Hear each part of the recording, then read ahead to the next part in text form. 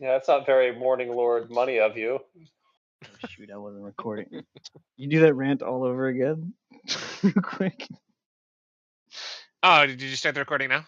We're finally back on the Nick and Ryan podcast, making our debut. We're nothing but professionals at the Nick and Ryan podcast. Welcome back to the Nick and Ryan podcast. We have once again your guest hosts. We are guest hosts. I'm your guest host, Will. I am joined today by our guest host, Eric. Hello. Our guest host, Eric. Our other guest host, Eric. What's up? And our guest host, Tom. Hello. We will at some point in time, preferably during the show, maybe afterwards, we'll put a pin in the comment or something. We will get you an update on Nick and Ryan. They couldn't be here today. They're incredibly busy. They they have full lives and full families. Something that they like to bring up every time we remind them that we're recording for the show.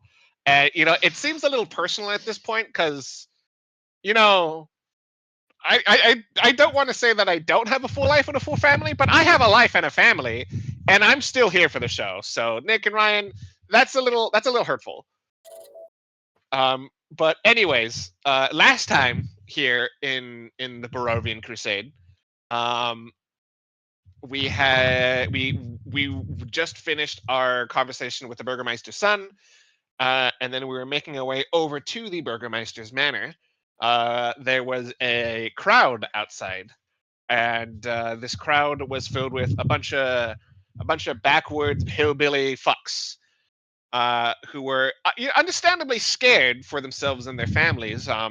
But because they were scared for themselves and their families, their bright plan was to forcibly take a woman and sacrifice her to Strahd. We pointed out the logical flaw in this, and then inquired, why don't you simply take everything and leave? And the man spent no less than what felt like 10 minutes explaining to us not at all why he couldn't leave, but why he didn't leave initially, and refused to answer to us, well, why don't you just leave now? That was apparently an unsatisfactory question, because all he ever responded to that was with, well, you wouldn't understand. To which we responded that to it, you're right, we don't understand it, just leave. He wouldn't do it. Then we subsequently dispersed the mob with the glorious power of the Morning Lord, and then had a lovely conversation with the Burgermeister and his adopted daughter, whose name I don't know. I can't remember. Irina? That's right. Something like that. Okay, perfect. I guess I do remember. And we overcame here to pick up fire water, or fire bombs. Fire bottles. Fire bottles, thank you. Which I was under the impression was alchemist's fire, because that makes sense. And then she's just like, "Oh, I just have to go shove the rags into the Molotov cocktails real quick, guys." As if that takes any fucking time to do. I mean, how many Molotov cocktails have you made? In real life, that my lawyer has advised me not to answer that question. Plead the fifth. Under the advice of counsel, plead the fifth. And now we're here. You are. And to that point, Irina has gone off to collect the bottles, and she returns shortly after you guys' meal with a big old crate of these bottles. There are, I believe, 12 ready-made fire bottles, as she calls them, set up in this crate. And do these look like alchemist's fire, or do they just look like Molotov cocktails? These look like Molotov cocktails. They are crude. Yeah, they're She Irina can explain. They're not just like a bottle of liquor. They're distilled in such a way to increase its alcohol content, thus making it a more potent weapon than for drinking necessarily. Okay, so it is alchemist's fire. Well, no, alchemist fire is alchemical in nature. This is not magic. I mean, Ulrich's not, an alchemist by any stretch of the imagination, but when she's just like, oh, yes, we brewed this so that the alcohol is more potent, so it burns better or whatever. I'm not saying this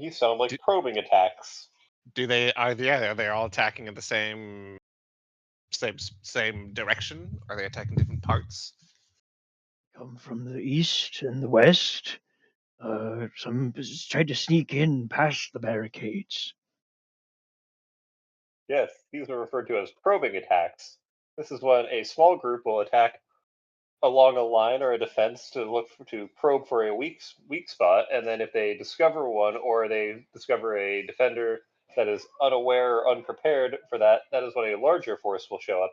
It's also useful as a benefit because it prevents you from being able to have a full night's rest or full night's sleep. So you have to have someone constantly alert and on guard. And it wears down the defender. Oh, I say as a crusader. That's this small town mayor is clearly very impressed with your knowledge. Just so they have not yet found a weakness. Then your No, but what I'm more worried about is that the mindless undead are conducting a, I was going to say a sophisticated, a basic attack plan. Well, sophisticated for some form of mindless undead, certainly. Yeah, Which, it's definitely a step above of dragon celestial units go to the right. Click go here. So it's certainly more than you would expect from undead. a base form of undead to do, which certainly implies there's some form of intelligence behind it. he shudders at that. I mean, if this is any kind of a question, you all, it has been it was 90 days. The big spooky guy in the castle told you to do whatever, and it's been greater than 90 days at this point, and you're not assuming that it isn't the count who's sending these undead after you. I mean, realistically speaking, let's put two and two together here. Most assuredly, but in such a controlled manner is truly worrisome. It is, although dozens of these. I'm sorry, you mean to say something, young man? No, perish the thought. Hmm. Well, I see. Well, all we can do is hold out. But although But dozens of the dead if attack our village each night, we have scouts reporting that hundreds more lurk in the woods around us. Perhaps as many as 1,000, perhaps more. If they all attacked at once, well, we would surely be overrun, and yet seemingly by the grace of the Morning Lord alone, they have not. yes, the Morning Lord has certainly blessed you, and we should take solace in the fact that the undeads or the spooky man in the castle is our good friend Ulrich here refers to him as is doing these sort of probing attacks. Kind of proves that that he doesn't have unlimited resources. Otherwise, he would just kind of throw his fodder to the grinder until eventually you wore out. See, but if perhaps so, he fears us to some extent. I wouldn't go that far. He fears the Gotta Morning be, Lord. gotta be more to his machinations than just he's afraid of you. Then, if he does not fear us, perhaps it is then the Morning Lord he fears. That would make sense. Yes. Well, this inspires me very, very much. I will. The Morning Lord inspires me as well. As it is all coming up, the Morning Lord. I will offer my prayers to him as soon as you have departed. But before you go, allow me. And he will go over to his desk, limping kind of hastily, and he drafts up a letter, signed letter of introduction. And he hands it to you to look it over and says, "It's been some time since my political connections have renewed our trust and such, but within the valley, my name and this letter should provide some open ears at least. Please take it as it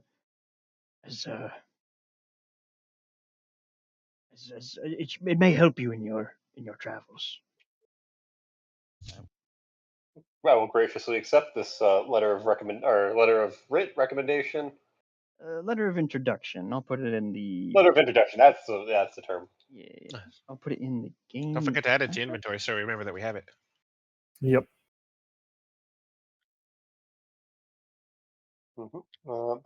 Inventory. Not attunement.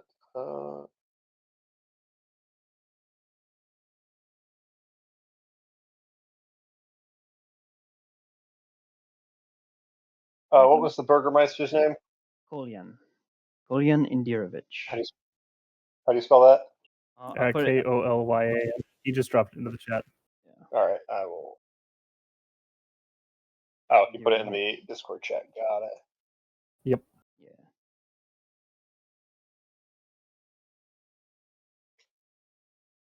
I think one of you guys had one more question. I don't think so. No. Okay. No. Oh, I guess is Irina in the room with us, or is it just us and the Burgermeister? She's there with you. She's got the Okay, never mind. fire bottles. Alrighty, never mind then. Because fucking the Burgermeister's son wanted us to take her to the next town over, right? Yes. We knew that she wouldn't want to go, or some of the nonsense. So that we'll cross that bridge when we get to it.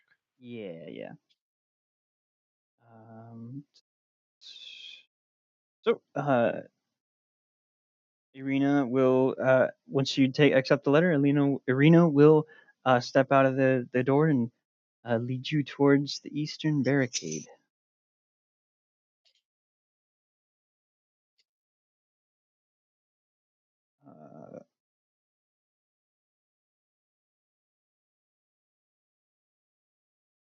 Nice. As she as you walk, she kind of just lead you like this. Whoops. So did the Burgermeister's son, were we supposed to take her to like tonight or a different night? Or were we supposed to help with the defense this night or whatever nonsense? Yeah, I think we're supposed to help with the defense tonight. I can't remember. That And was like my take her the next. Oh, that's understanding. right, because it is already late in the day, and you guys are EP. Yes. I'm a little tired. I wandered around all day with my armor on. Yep. We're sleepy boys. For sure. As Irina leads you towards the barricade, you will find that if watches are to be if you're to get any rest, it'll be in watches tonight, judging by the grim Okay. looks of all the other people around you. I'm gonna go ahead and drag us to the next map here.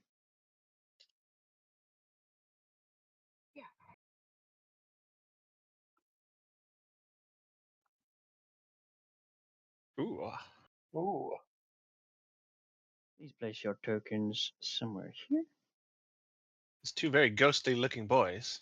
How do I do my token again? I just drag Drag from. and drop. Drag, yeah. No, from where do I drag from? Go to the book on the right side. It's the journal. You'll see your guy in there. There we go. Okay, just straight from there, not the character sheet. Got it. Yep. Apparently, I'm underneath the map. Yeah, same. As am I. That is How do I bring to front? I think that Eric's got to do that. that is Yeah. really strange. I can flip horizontally or flip vertically, but I can't do anything else with it. I see you guys. Oh, on I can top of ping that. everyone. I'm so confused. Hang on. Ding. Send you back. There we go. There we go. That's so strange. Here. We crawl up out of the ground.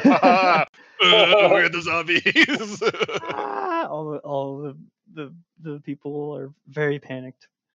No, they're not. You see this ramshackle barricade made of wooden platforms nailed together, stacked furniture, and some like rudimentary walls that have been cobbled together haphazardly, forming a wall. Excuse me. I mean, we came from the opposite side of this, didn't we? Yes, but they Yeah, but we like can still see the wall. yeah they Oh. sealed it up by now. Oh, okay, got it. Yeah, it's 30 feet across and 6 feet high with. And at the top will provide either full or 3/4 cover, depending on where you're standing. Got it. Amongst the crowd here, you see the crotchety old man you had your argument with in the at the riot. He's sitting here on this porch front with a light crossbow over his knees, and he gives your group a suspicious squint once again, and kind of gives a bah as he sees you joining his unit. Next to him, however, is a giant of a man.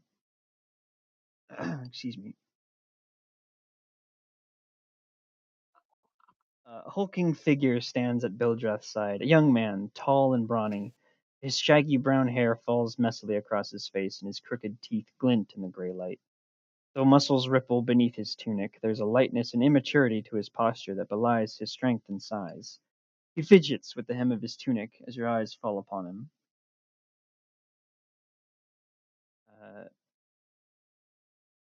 Irina walks forward and greets Bildrath coldly as she puts the box of fire bottles next on the little shelf next to him. These are for your defense for tonight, Bildrath. Says,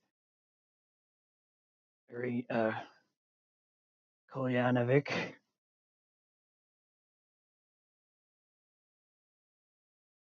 They kind of just give each other cold looks, and then Irina steps back towards you and says, "I'm going to my brother meet my brother in the center barricade. Have you got this? You already know Bildrath. This is Periwinkle, by the way. He's and the giant man kind of gives you a goofy smile and waves. It's me. Hello. Periwinkle. Oh, It's a Periwinkle. very honorable name. He just kind of shyly looks down and fidgets with his hand again, or with his tunic again. Rena looks at that and gives you a smile and says, "You'll do well."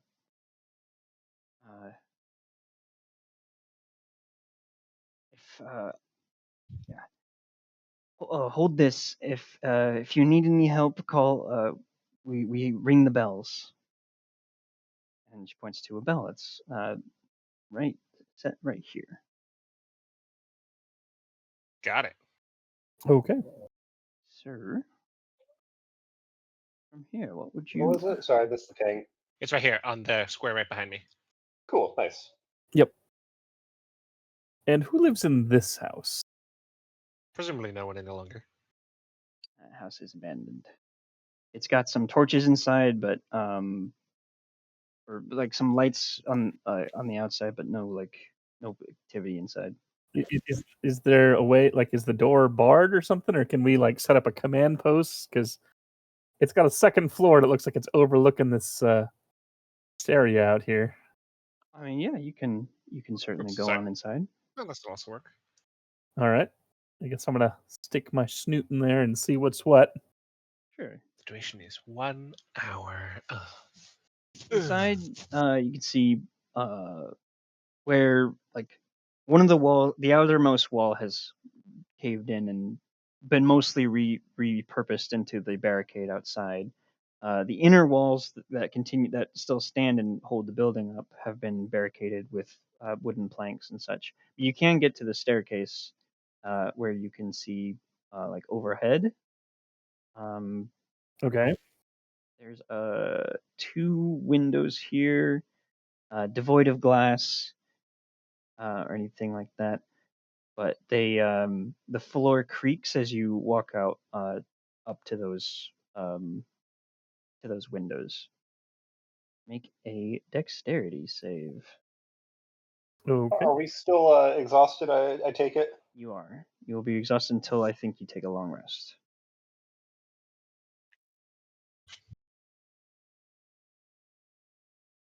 Okay. A 12. The floor splinters and groans in places, and some of the planks fall out below you, but you manage to keep your feet. Okay. I'm on the second floor right now. Yes. Second Okay. floor, approaching the the furthest out wall at the window. This building doesn't quite seem stable, but Considering the stairs nearly gave out and you're just attempting to ascend, I would agree with you in that aspect. my inclination is to perhaps like set up a rest area in the first floor. Where we can be out of the weather and the cold and just keep a few people on rotation, but I would defer to Juan Batista and his great crusading experience. No, an aid station inside would be, beneficial.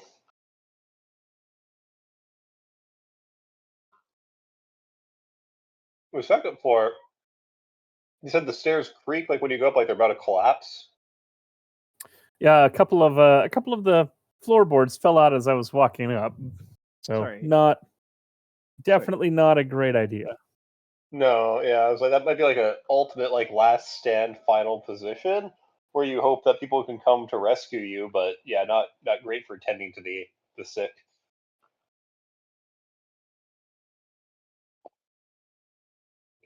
No, indeed.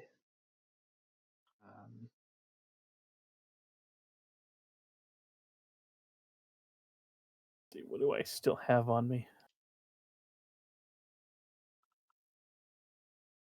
I'm just gonna while they scat out the building, I'm just gonna gather a bunch of little rocks and pebbles. Like maybe like 2 dozen or so, some of them are just like nothing bigger than realistic. Nothing needs to be any bigger than like a thumb or anything, and I'm just gonna like put them in a small little pouch. And then I'm just gonna like cast light on one of them and then chuck it out beyond the barricade, so we have a little bit of light just further up. And then anytime the light dissipates, I'm just gonna recast it and chuck another one out there. Okay. Or actually, do any of these townsfolk, do they have a sling? Let's see if they can't sling one out there, so we get a good light source way out there. Let me check. I think they only have pitchforks.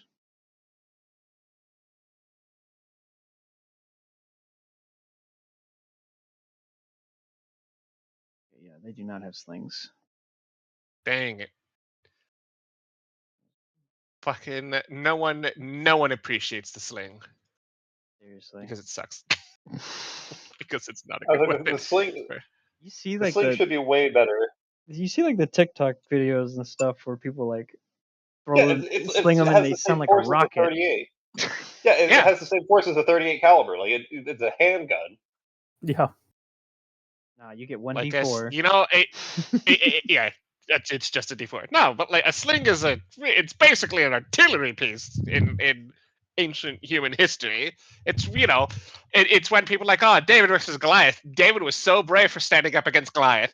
I'd be David showed fucking up with a brave too if I gun. just walk up with a fucking 50 caliber and I just shot the motherfucker in the head. Oh, Will's so brave. He took on fucking who's a massive giant man. Andre the Giant. Well, yes, but he's sweet and also has passed away, and I love him. Yes, that's fair. Rock. And I don't want to say that I shot Andre the Giant in the face. Let's go with you Kareem get the point. Abdul-Jabbar. There we go. The Nick and Ryan podcast's former password for all of our accounts. Yeah. We don't need to tell them. What if we forgot to change one? They don't know what our former account username was. I would It's imagine it'd be the Nick and 50,000. Ryan.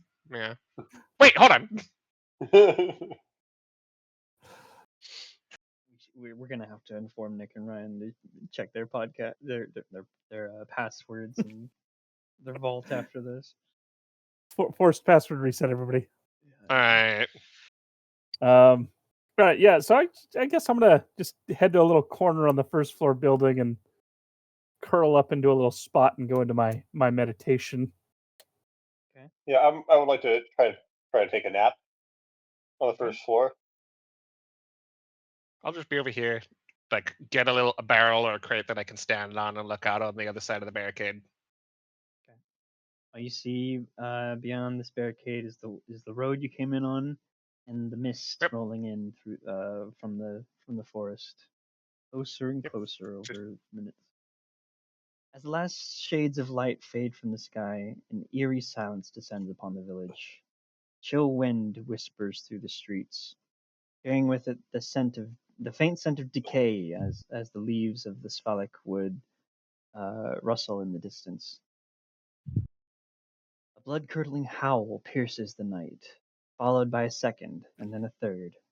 The cacophony of inhuman shrieks and moans grows louder, echoing across the basin from all directions as the distant forest seems to come alive. Vildrath is there, and he looks out on the barricade beside you, Ulrich. He kind of gives you a grunt, but he says, "Begins." Din fades once more into the cold night. Periwinkle kind of hums and hems and haws a little bit, holding himself and rocking back and forth slowly. Torches light up in this moonless night. Well, they were lit, but it is otherwise a moonless night. They're lit at 10-foot intervals. Okay. However, before long, Ulrich, you start to spy movement in the fog. Not yet even been an hour, Ooh. and they have already come. Not even an hour. Can I attempt to ascertain how many forms I can see in the fog? You may What would you like me to roll? roll perception. Sorry. Okay. Also, can I get a rough distance for like how much I can see before there's fog and mist? Roughly. Okay. Yeah. Sorry. If if that's an option.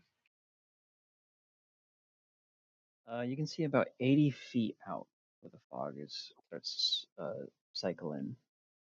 Oof. Yes. Okay. A perception check. Yes, please. Do I want to use a luck point to roll with this with advantage? I you know what? I'll do it. We will burn a luck point, and we'll roll this perception with advantage. All right. There you go. 16. In the mists, you can see the shambling forms, humanoid, 6 of them, slowly making their way towards the village. Yeah, that I'm sure. And you said they're 80 feet away? Oh, they're less than that. Oh, they're right there. I see. 1, 2, 3, 4, 5, 6. Let's get some measuring tools real quick. Closest is 60 feet away. I could just barely. No, I have 120 feet dark vision. That's right. At this point, I will ask you guys to Oh, I have. Oh, okay. I have tremor roll sense. that initiative. 60 feet. I will. You got this. We're asleep. Uh, I mean, That's that's true. kind of what we did. We went to sleep. First Ew. watch. Kind of sucks. Oh wait. But I was tired. You know, we at least got Blaming you. 30 to 45 hour. minutes of rest.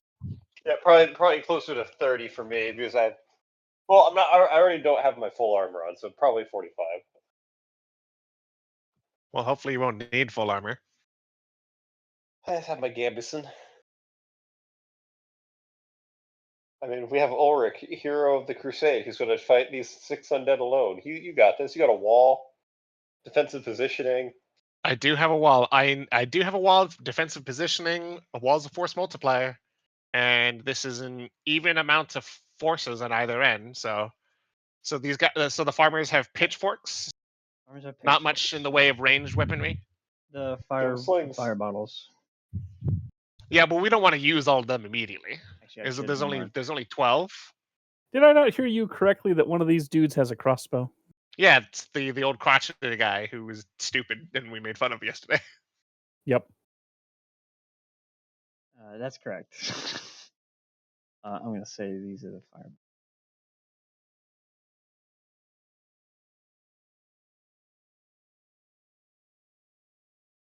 Alrighty, guys. Let's see how much we can get done without burning too many spell slots.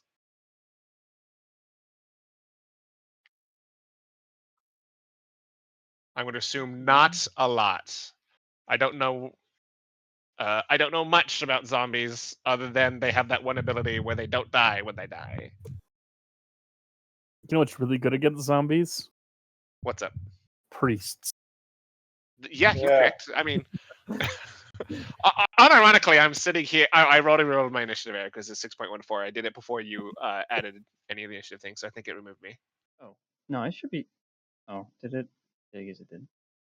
Oh, no, I'm not on the turn order. I mean, I'll roll it again so you can do the thing. No, I saw it. It was yeah. I don't know why that did that. Yeah, I shouldn't have.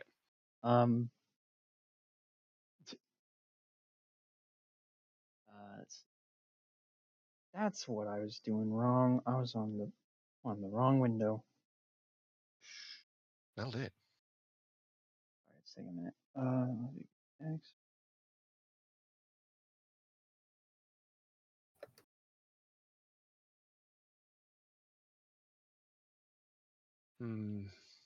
Well, I'm definitely not going first. Oh, these villagers, they want it apparently. Well, you know, they're not gonna do much. Whatever they want, they're gonna get it. Yeah, clearly.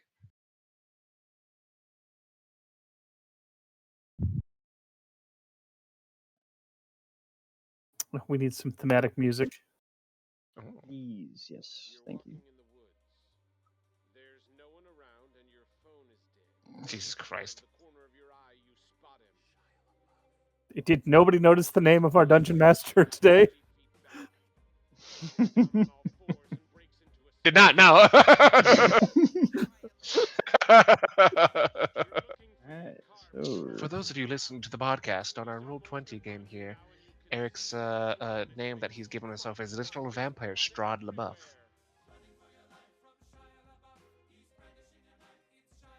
I need to put the music up. Not too much. Okay. All right. So on the first round, the villagers, slightly after you see them, Ulrich, the foremost villager will point and shout, "Look, they're coming!" Just shout back at the rest of them. They perk awake. One in Thorvald, you would hear this call.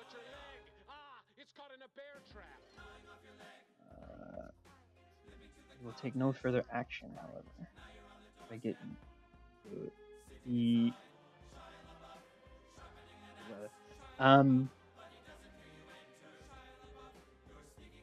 you guys hear? Sorry, you hear that call? You're shaken awake by that. Like, you can roll initiative.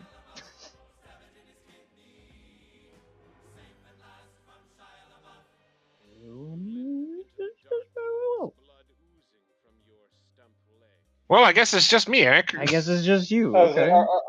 Are we rolling for initiative? So You told us to roll for initiative. I did, yeah. Okay, so we have been awoken.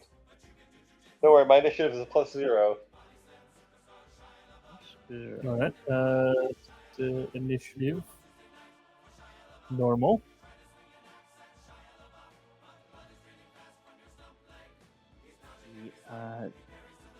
You guys doing that? Oh yeah. The Zambonis will take their time at doing the old shambling forward sort of thing. They move at a blistering speed, very slowly walking towards you. Oh, They say, tunelessly, which is perhaps a worse thing. Come out of the woods from all angles, but they are being funneled in by the road towards the barricade. Harry Wimple, on the ground behind the barricade, grips his spear and says, uh, or he doesn't say anything, but he's like looking at the gate, at the wall nervously, watching it like creak and shake as people walk on the platform overhead. Oh, this other zombie. Oh, I did them all at once. My bad. Bildrath is going to jump up from his seated position, and he's going to move over here. Where I believe now he can see that one. Jamber. Yeah, he can. Target this one. He will take a shot. His crossbow. As a hit. The bolt jabs right into the zombie's gut. However, it seems completely unbothered and just keeps walking towards him as Bildrath starts to reload his crossbow. Thorvald, it's your turn. Oh, am I awake? Yeah, Yeah. there was a shout that shook you awake. Okay. Let's see. I suppose I will like bleary-eyed stagger to my feet, and then this would be one action.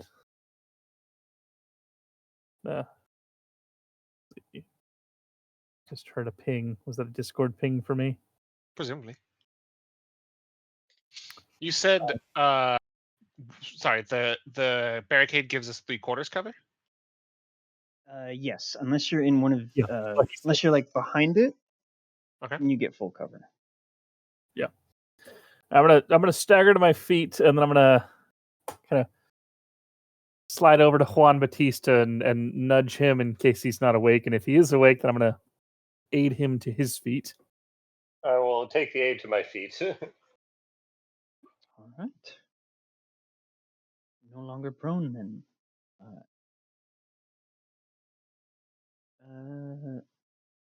Anything else you'd like to do on your turn, Thorvald? Nope. Alright. I have not gathered my senses about me. I have no idea what the fuck was going on. I just heard shouting and I was asleep. Or I suppose because I'm an elf meditating. Yeah.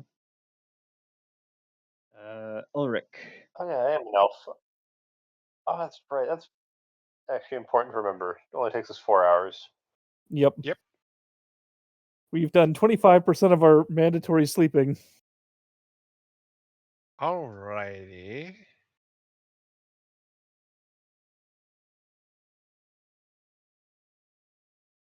Question. Rules clarification. Does an attack constitute an ability check? I believe it does. Yeah. For Okay. the purposes Got it. of providing advantage or disadvantage. Yes, for the purposes of enhanced ability. Oh, okay. Because it says, choose one of the 6 core ability scores. For the duration, the target has advantage on ability checks using the chosen ability. So if I were to give like someone advantage on strength checks, if that constitutes for an attack roll, was the question that I had. That would apply. That's what I'm going to do right now. That's just for later, so you can come with the ruling later. It's inconsequential at the moment. I would have I don't need to cast Mage Armor. I would have cast that when we started this. And I am going to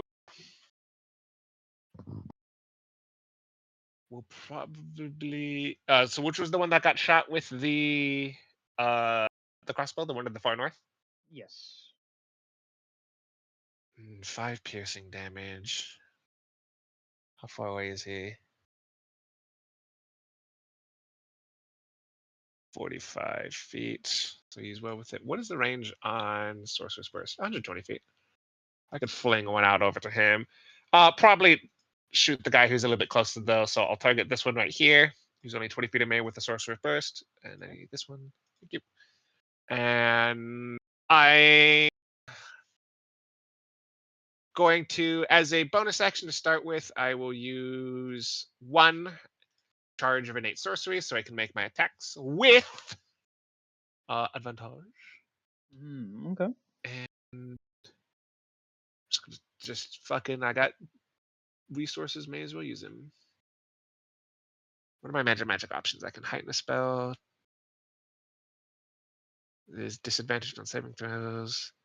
And twin spell, I can. Ooh. You know what? I will also spend a mana magic so I can twin a spell. Oh wait, when you cast a spell such as Charm Person, that can be cast with a higher level spell slot to target an additional creature. Oh, never mind. I can't do that with the cantrip. Never mind. So I will not do that just because it's not allowed. I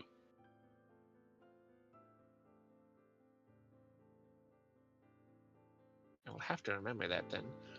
I will.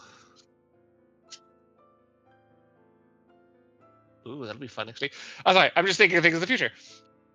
Alrighty, so this one's closest. I'm going to hit him with a Sorcerer's Burst. And combat. We will fire out some thunder at him. Are we gonna feel the thunder? Yep, let me click the thing with advantage because I'm firing this with advantage. That's Scorching Ray, which I did not take, so I need to actually remove that. Remove. Or did I take? No, I get Scorching Ray. Whatever. Not worried at the moment. Anyways, Sorcerer's Burst, cast. Here's the attack roll. A 20 to strike. That'll hit.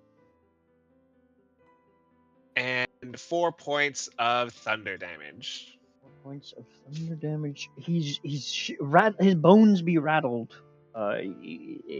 As your Sorcerer's Burst strikes him, it shakes some of the flesh from the bottom of its legs, exposing just raw bone underneath.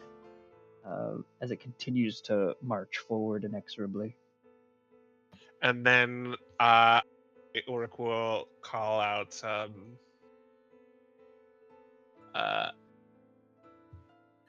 Ulrich's just going to call out, "Steel yourselves, men! Show them no quarter!" And it'll be my turn. Okay. Juan Batista, is your turn. I will grab my pack with a. I'm assuming that's a bonus action. And then.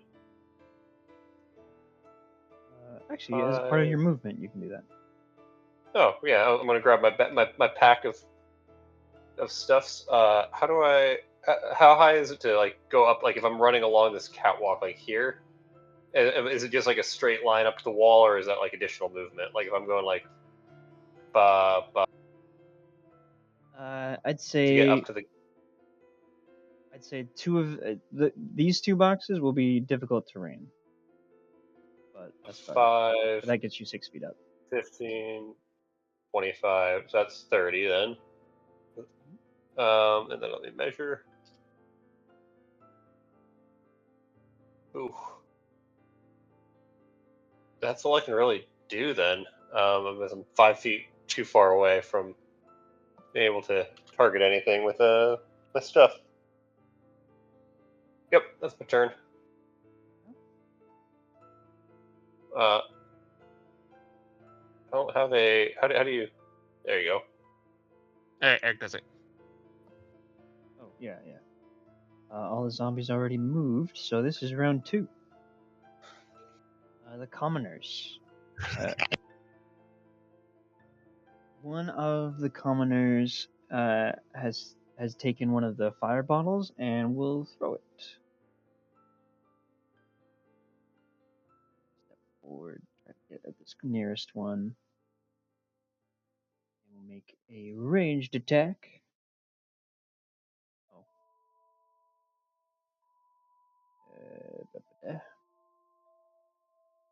That just that will hit actually. This guy is now on fire. Use the fire. Use that. Takes a D4 damages. All 1 damages. It's honest work. The other we got commoners will this one's gonna move towards to get another bottle. There are 10 remaining. This one is gonna move up. Oh wait. Actually, wait. That's a ramp and that's a ramp right there. So actually, no. They're one, but you can have two more squares of movement if you want. That wouldn't be built to be like rough. It'd be like Changes my turn a little bit then, because I'll be in range to throw something. go for it. Okay. So I would move. Oh well, that's fine. If the commoner's there, I will move up about right here then. And then I would have targeted this one because it's the one that's 20 feet away from me. Okay. And I'm going to throw some holy water on it. Ooh, I'm gonna see pious. these areas as you enter them will be not holy water. All right. Ooh. It's Alright, just a so that's DC make 10 for me to. Well, no, it's got to make So a do I just DC need to roll 10 to dodge. Ah, Well, actually, I you're don't have to, still wait, so I don't throwing roll it. to hit it? You're still throwing No. it, so yeah, Yeah, still that's make a no. Do still make a dexterity check.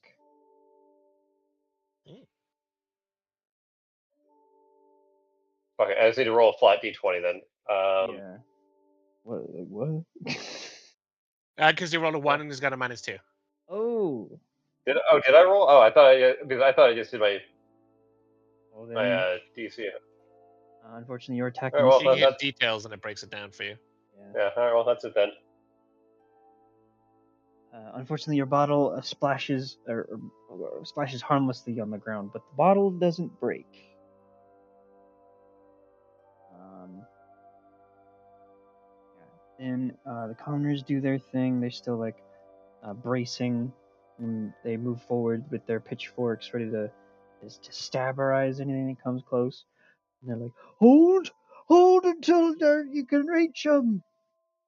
They're slow, but they're tough.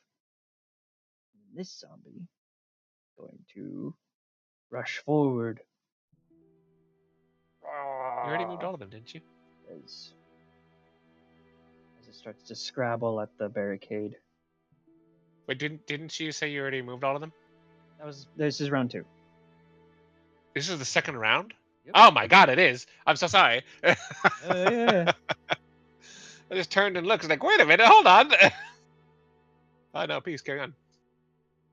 Periwinkle is going to take a step back, still holding his spear. As another zombie. The one that's on fire will now take, I believe it's 1 point of damage. Being on fire. As it rushes forward on to the barricade, its fists raised and just goes against the ground, against the barricade, slamming its fists upon it. Attack will hit.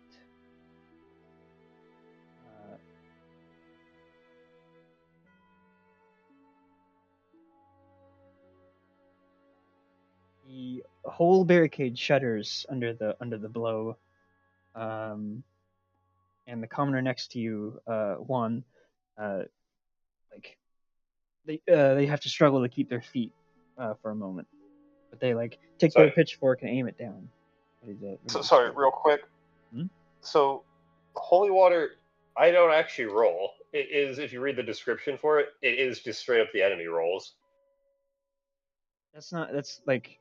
Is that meant to be like delivered in melee though, or like a throw? I think needs a Range 20 foot. It just says like Here. when target one creature you can see within 20 feet, the target must succeed on a dexterity saving throw plus your DC plus whatever, or take 2d8 radiant damage.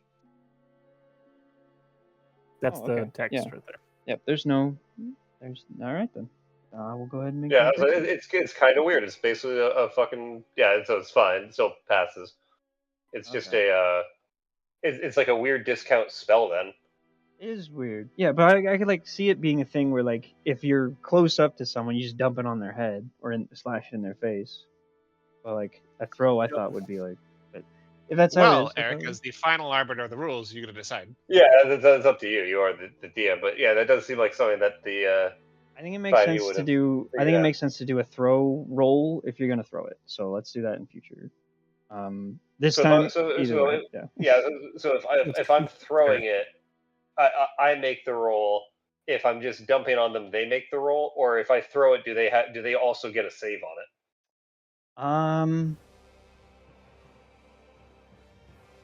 I see. I guess the save is This, kind of just the catch-all then. Instead of Yeah. instead of it giving it 2 steps, yeah. Let's just do the 1 step and just have the saving throw. Yeah. This momentary pause in the action and the combat brought to you by 5th edition rule set. Did it need to be this complicated? No. It could have just been a simple throw it at a guy, and if it's a fiend or an undead, it takes 2d8 radiant damage. That's it. That's all it had to be. Here we are. Yeah. That would have been 3.5. That would have been literally any other rule set. So Bildrath he has to reload his crossbow, so he will be reloading that. Oh, it's going to take a full action to reload. He's not. He's yes. For him, yes. Okay. I'm assuming it's a big crossbow. I'm assuming he's bad at reloading crossbows. He's not a yeah. It's almost like he's a farmer and an old man besides. He's Thorvald's turn. Oh, okay. So I take it I have gathered my senses about me, and I'm aware that we are under attack. Oh yes. All right. I'm gonna step outside, and I'm going to boldly start ministering the Morning Lord's prophecies and benedictions to the mass. Let's see, where is that? Would be features.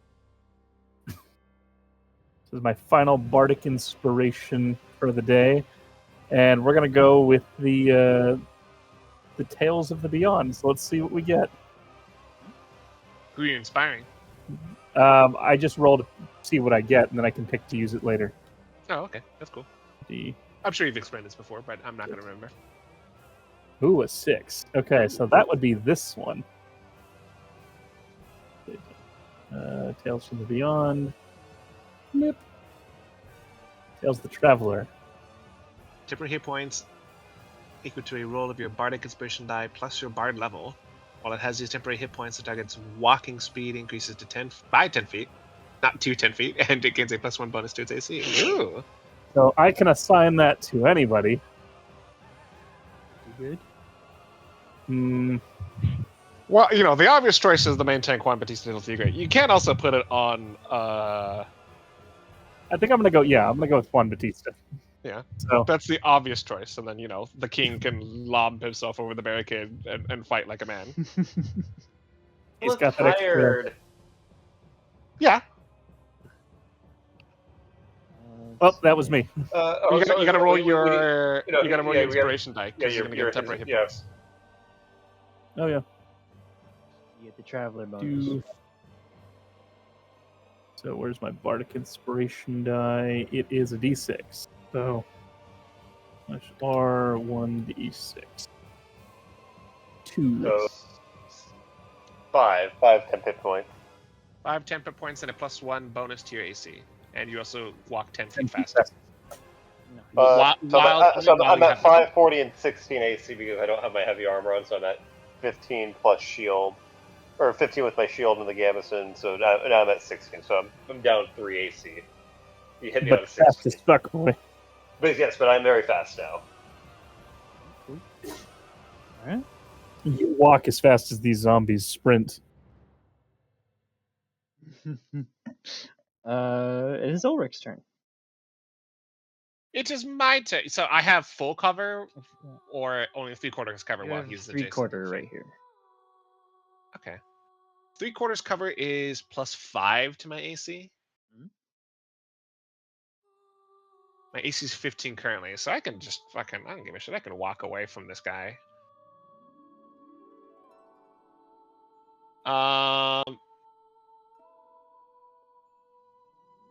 Yeah, because I want to fire off range spells, and I don't want the disadvantage from being next to a guy.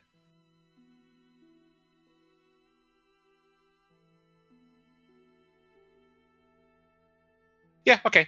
We'll provoke. I'm gonna walk away from the Zamboni. I'm gonna stride over here. Sure. Let me see. It's just about the wall itself. It was like 3/4, and then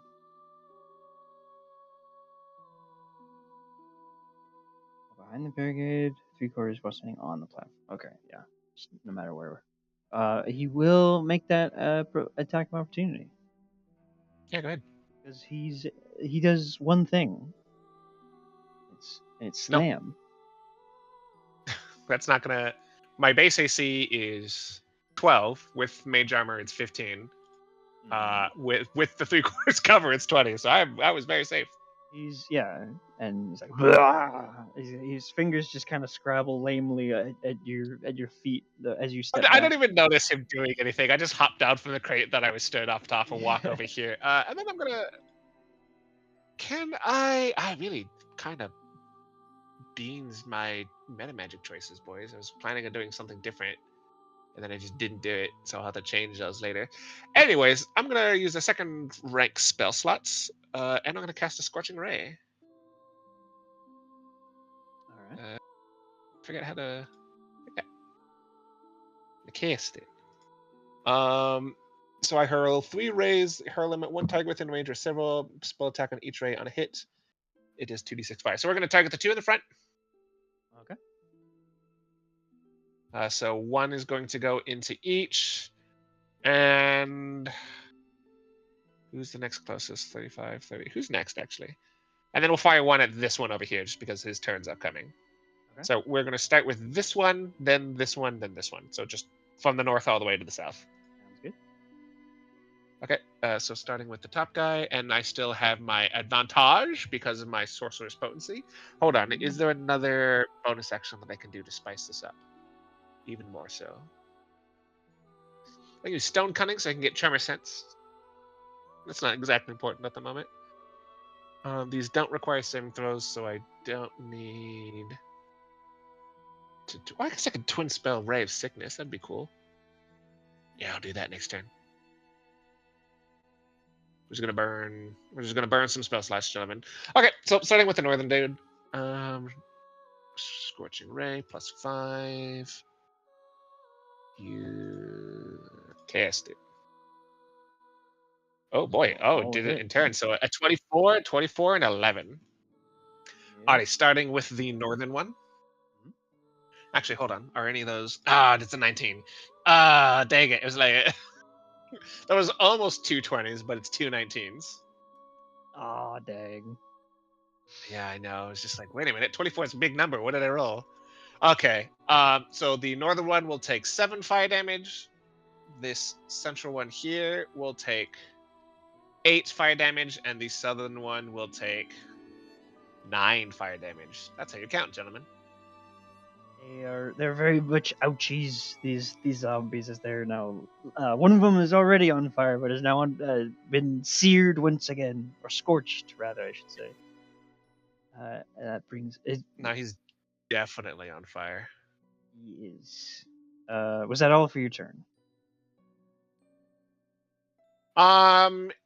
Yes, it will be. All right. I don't have a bonus action that I want to spend. I guess I could. Oh fuck. I guess I could just use a bonus action, so I can use one of my sorcery points for spell fire burst, and then just do extra damage or temporary hit points. No, that'll be my turn. Thank you, Eric. Of course. Juan's turn. Hold on, I have to interrupt us real quick. Space Marines are going to be toughness 5, boys. Yeah, I did What's see that. Space Marines are going to be T5 in the new edition. Oh. What? Okay, well, all right. We also got rid of basically all the Space Marine flyers. They And got rid of the bunker Centurions. thing also. Yep. I was like the bunker Nice. thing, Centurions. I was sad about Centurions. All of your yep. All of your firstborn shit's gone too. But the important thing is with Space Marines T5 and Terminators T6, what the fuck does that mean for Custodes? What does that mean for Death Guard? I Yeah, know. what does that mean for Death Guard? Yeah.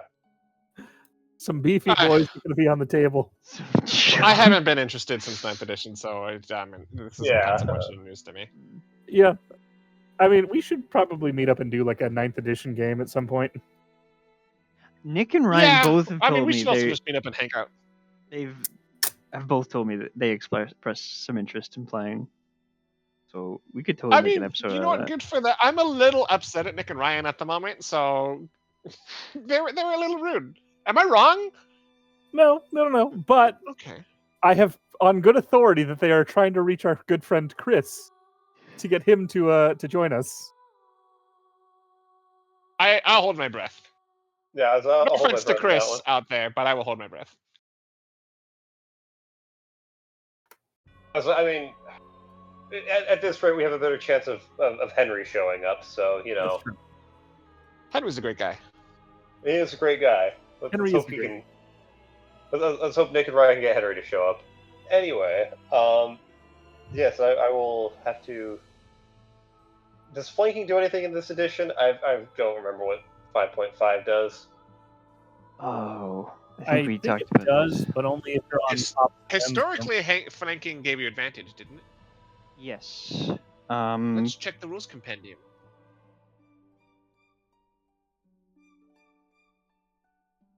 Did we? I think The I said zombie something about this shamble. in the. Yeah, I think we have that pinned somewhere. Yeah, did we like pin the house rules we're using? Double advantage, disadvantage increases to ±2 in addition to higher low dice of 2. Any additional? Use your reaction on your own turn. Base rule set flanking doesn't do anything, but there is the optional rule where you get the advantage, I guess. Well, if we're already playing with double plus advantage, we can do flanking, I guess. Well, isn't it? Hold on, sorry.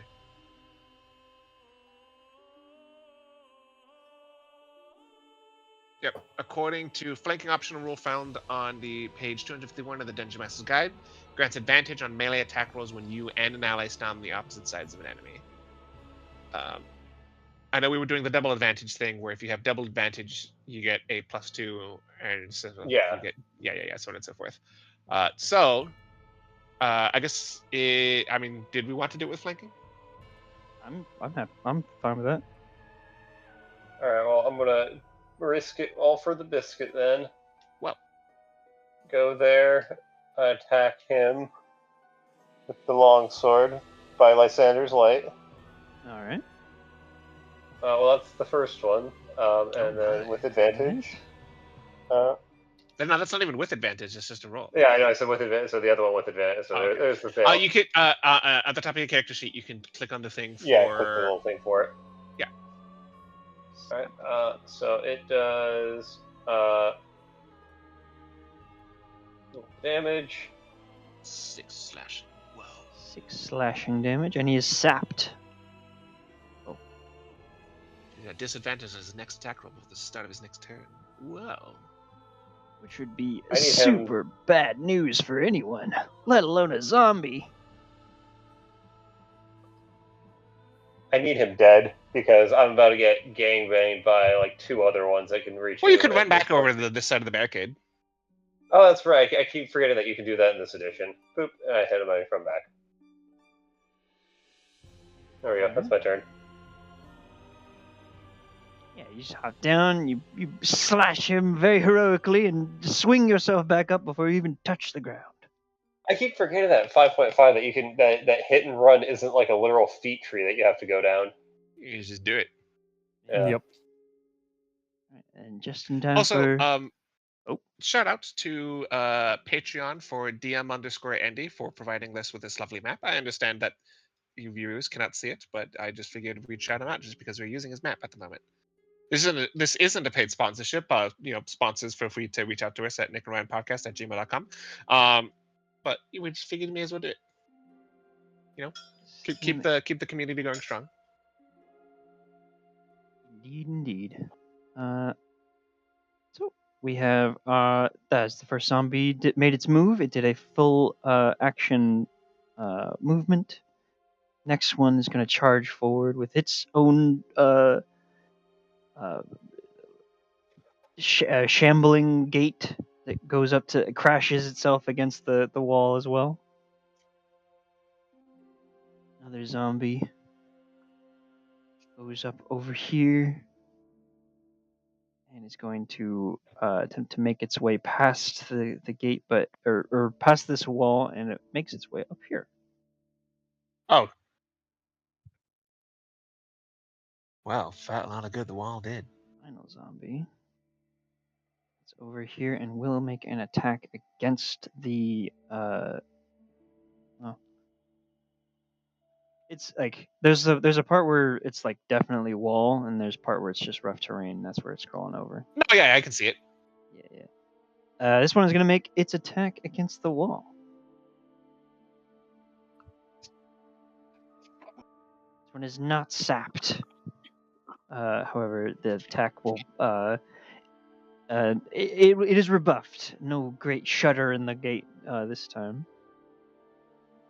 As the commoners will now take their turns stabbing down at the zombies. Starting with the northmost. They will make their attack with the pitchfork, stabbing down at the zombie with a critical Oh, that hit. is a natural 20. Indeed, That is gorgeous. that zombie will take a nice spike through its brain. Excuse me. As the pitchfork, a surprisingly effective weapon in this moment. Who The would next have one. thought that the spear would work? Ooh, indeed. Next hit. Ooh, those are 2 1s. That will. Oh, 2 1s is pretty crazy. 33, matching the roll. You rolled 2. Hold on, for the podcast listeners, this peasant with his pitchfork rolled 2 natural 1s on his attacks, for a total of 3 on both. And then Eric rolled percentile to determine how bad this is going to be, and he rolled 33. How auspicious, Eric! What manner of hell befalls upon him? Nothing good. He goes to stab it with the pitchfork, but loses the pitchfork as the zombie mindlessly still waves its hands up and just brushes the pitchfork away. The poor commoner loses his pitchfork. Worse, he loses his footing and is starting to fall off of the gate or off of the barricade there. Oh, is he falling forward? Zombie will have advantage on his next attack against this commoner. He is falling forward, yeah, hanging off the edge of the barricade there. The next commoner is gonna make a similar stabbing attack. Oh, can we grab that other guy and tell him you don't have a weapon, fall back. On your turn, you may, yeah. Okay, got it. That one will hit. The zombie takes a bit of piercing damage. And the two more commoners. This one's going to step forward and make an attack as well. Pitchfork again. Will hit for 3 damage. And the final one will come over here. Notice that there's a zombie coming over the barricade. Rather than throw the fire bottle, this commoner chooses to rush forward with their pitchfork to try and stop the incoming undead. However, their attack will miss. They can't hold the fire bottle and the pitchfork at once. What are they gonna do? That's the zombie's turn. This is the one that was like really fucked up. This one is going to make another attack. It's going to go against the wall, slamming its fists again. That will hit.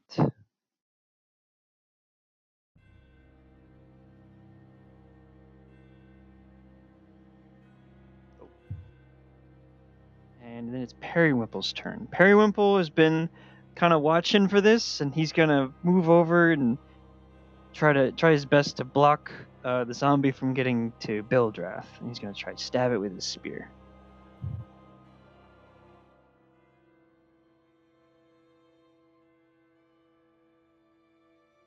As a miss.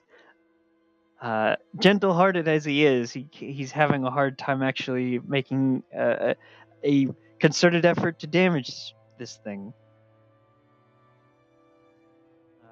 This zombie is going to take its fire damages.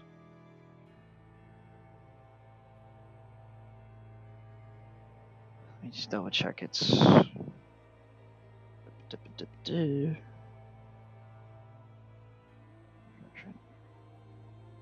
Go.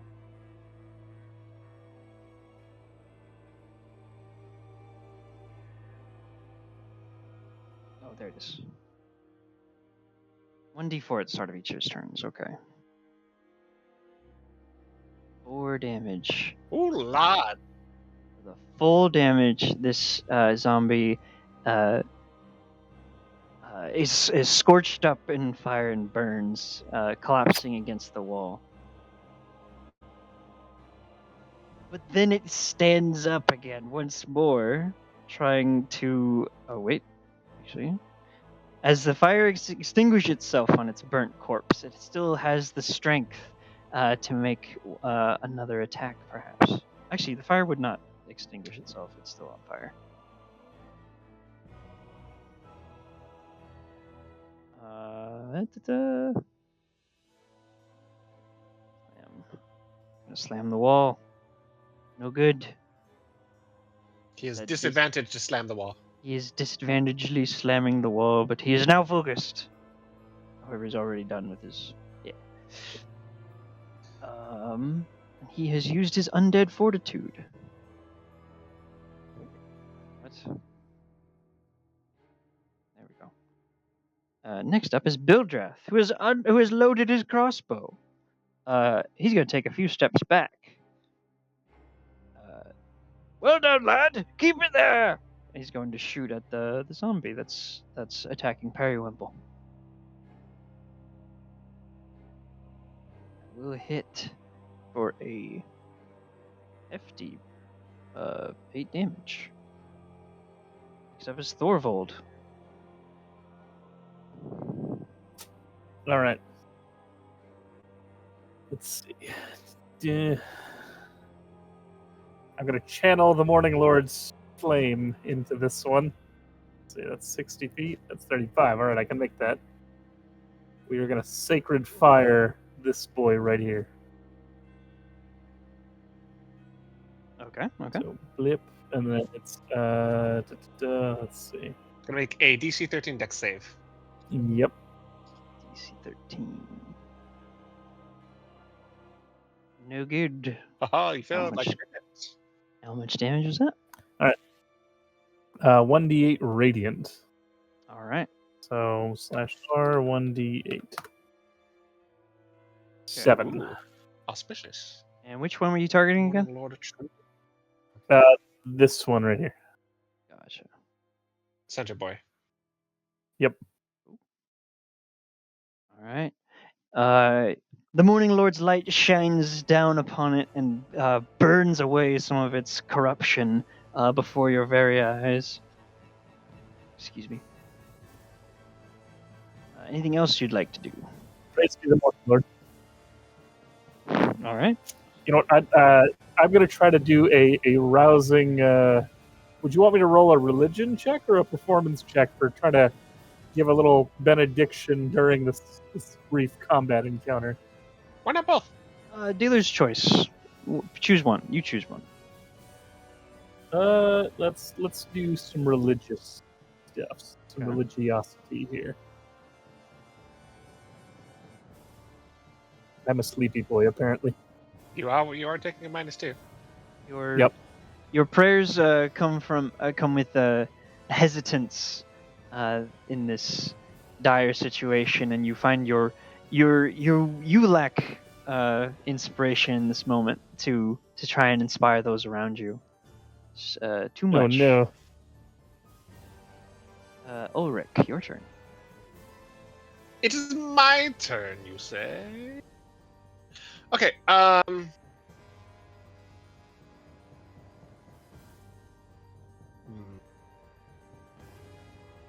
Shall we? Am I just going to use more spell slots, boys? What do you guys think?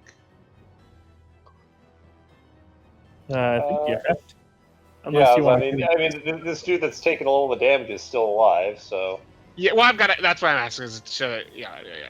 I got 3 first rank spell slots, and I can just pop out a magic missile and bop that guy, and he's done. So we'll do that. I will cast magic missile using a first rank spell slot. Sorry, hold on. If I do, well, fucking 5 force damage to that guy, that was a waste. Guys, forced into death. There you go. Magic missile stuff. I fire 3 bolts? Yes. Okay, and then 2 more. The guy who climbed over the barricade, or some of the other ones? What do you guys think? I'm gonna go attack this dude. You're gonna attack. Okay, I will keep. I will help keep the barricade then. So there's 3 guys here. Which one of these? It was this peasant. No, it was this peasant guy here who dropped his. Yeah, that his one's pitchfork, right? That one's disarmed and currently hanging off the barricade. Okay, I'm gonna shoot this one with 2 casts of. Well, I guess not 2 casts, but 2 additional bolts of magic missile. Okay. So he will take. Damn! 5 and 3 for a total of 8 force damage. He is forced to take that damage. I know I just said that joke, but it's better the second time. It's a good joke. I'm not. Maybe I am forced to get a little. Sorry. Anything else you'd like to do? Yes. Can I attempt to grab this guy and pull him back over the other side of the barricade, back and help him regain his footing? That would have been an action to do. An action to do? Okay. Then I will. I'll do the thing while I'll yell at him like, "Fall back! Get away!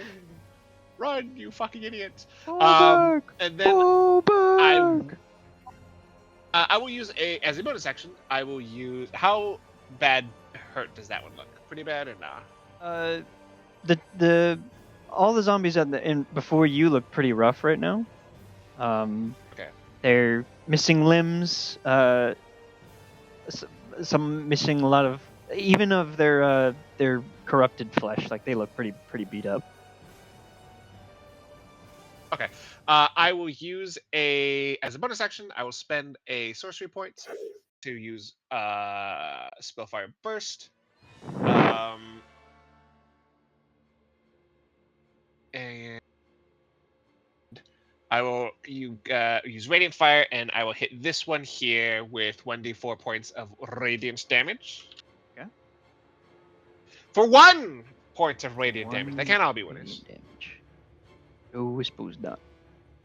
But it is now radianted. It is radiating the burst of your spell fire, and is not too happy about it, as it's like roaring in pain as numerous attacks come at it from all angles. Alrighty. Juan Batista, it's your turn. Then I have to do a quick 5-minute. I gotta help something out with my roommate real quick. Understandable. So this one's hanging off the barricade. That's right.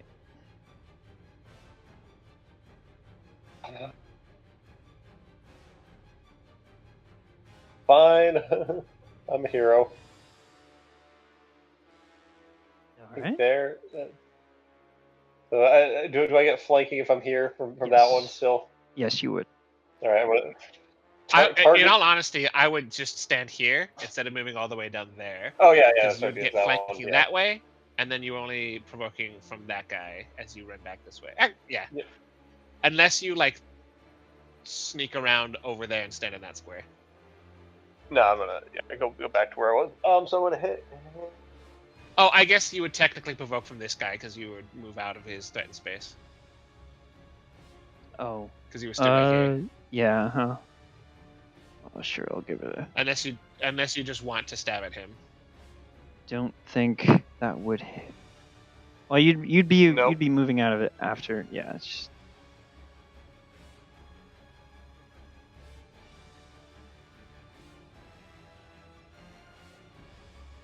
I'm gonna target that boy there. Put on the.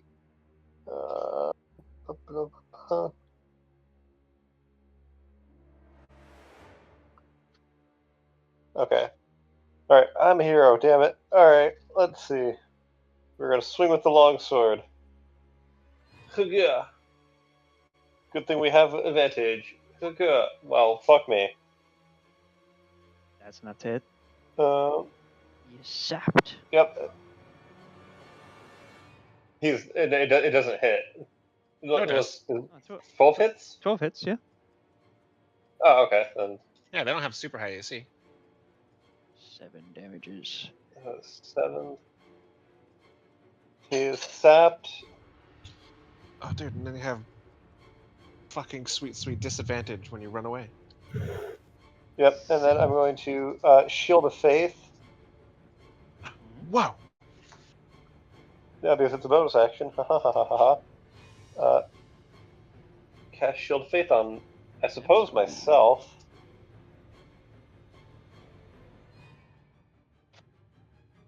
I'm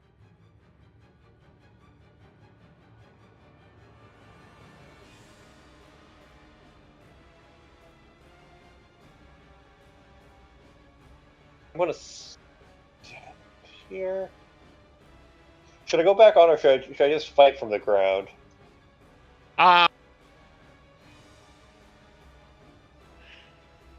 You definitely could fight from over there. The safer thing would obviously be to be back over on the side of the barricade. Yeah, I'm just gonna do it. It's like I can ping pong it. It's not like I'm losing action economy. Like it's not like it's second 2E where it's like I'm like Yeah, you're stuck over there by doing that or anything. Yeah. So one. But that does put my AC up to 18. Okay. So you. I believe you. Wait. Provoke. So your AC before this was what? My AC before it was 15. Then because I have because I've got Thorvald's thing, it was up to 16. Now that I've got the Shield of Faith, I'm at 18 because I'm still not wearing my heavy armor.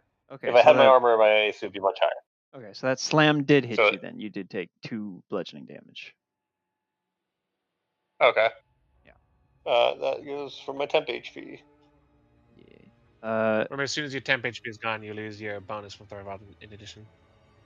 In addition, as you are climbing back over the barricade to get back to your footing, the zombie that you had just cut down and to your sight, it was cut in half. You feel something scratch at your boot just as you were crawling away, and you see it reaching out at you one more time. It's going to make another slam attack. Try to hit you as you get away, but your Shield of Faith will protect you this time. As this one too. The Morning Lord protecteth. As procced, I'll have you know the faith always protects, Eric. Yep. This Right? Through the Morning Lord, all things are possible. So jot that down. He's going to hit. Well, it's going to just try and strike at the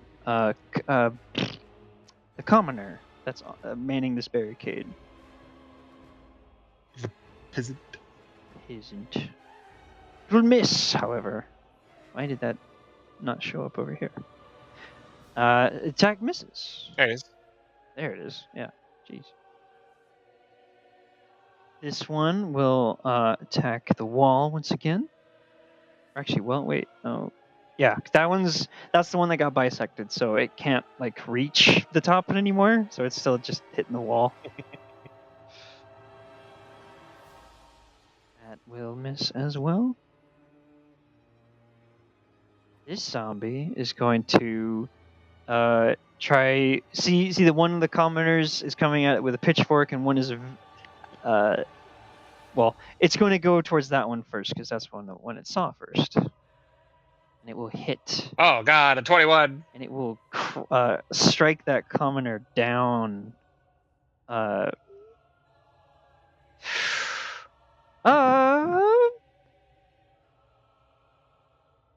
Who's the closest? Juan, roll a higher, roll higher, low. High. High. All right. High. Okay. So the fire bottle that commoner was holding does not break as they fall to the ground. Oh, thank God. The zombie is going to continue to batter the barricade. Will not hit. Start around 3. You hear that once again, that strange howl from the fog rise up in a keening crescendo as 2 more figures appear from the fog. This is going to be a very long night.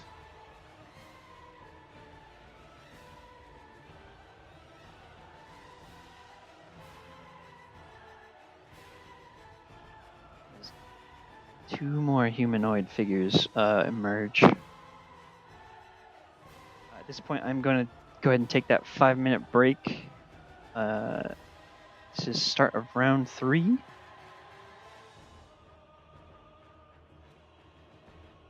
Oh my gosh.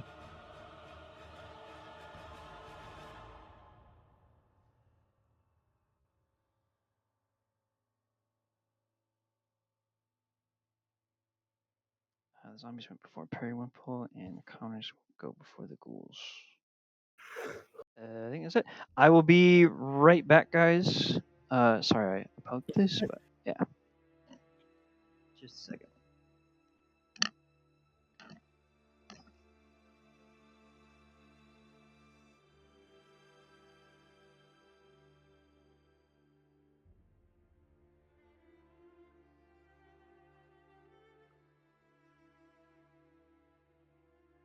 So, good news. I can twin cast my guiding bolts, so I can target 2 fucking dudes. Oh, they're out there in the fucking in the dank and the dark and the mists. So I can guiding bolts and hit these 2 motherfuckers as they try to run in and up on us. And because I got that sorcerer's potency, I got advantage on both checks. And if I hit, the next person who targets them with an attack gets advantage on the roll. Oh, that's good. Yeah, it's really nice. It's a good spell.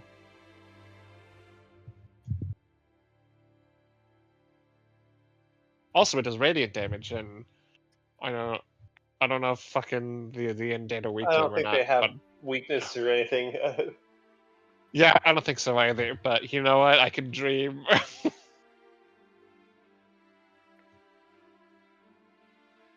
I was like, I'll just throw like my radiant damage, like smite onto them, and then I was like, well, that's kind of pointless if they just have their zombie orcish ferocity. Yeah, they just fucking get back up again.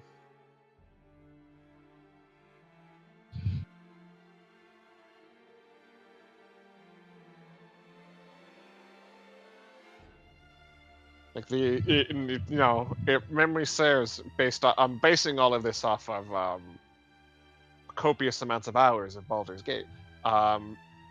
If you hit them with a crit, they stay down, Hmm. and they don't get the I got back up again ability.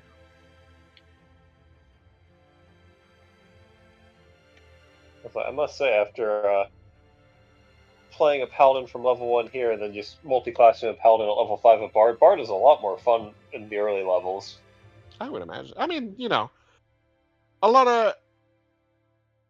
of things aren't really going to be fun until much later. But spellcasters are, in my own opinion, of course, are always fun. I like magic. I feel like spellcasters, at least for like the first 4 or 5 levels, have like a lot more variety to what you do. I mean, yeah, certainly.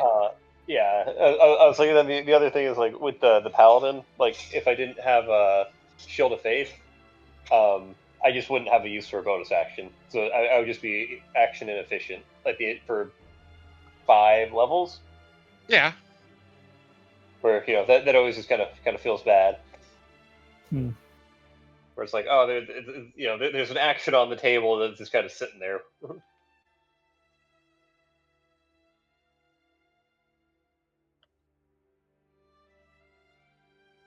So I have 2 What sorcery did Eric points. have to go AFK for? He's He helping had to his go roommate help with his something. roommate with something. Oh, So that's right. we gotta sit here and we gotta entertain the audience, because I'm assuming Eric didn't pause the recording, and I'm assuming none of this is gonna cut out on the editing room floor. So hello, audience. Hello, Welcome. audience. Welcome. This brief intermission is brought to you by Raid Shadow Legend. Yep. I've often been asked, where do I get my vital male essence? Ims.com. Yeah.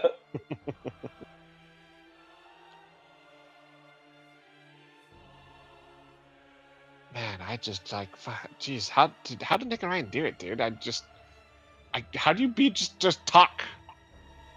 Fill in the blank air for an extended period of time. I don't understand it.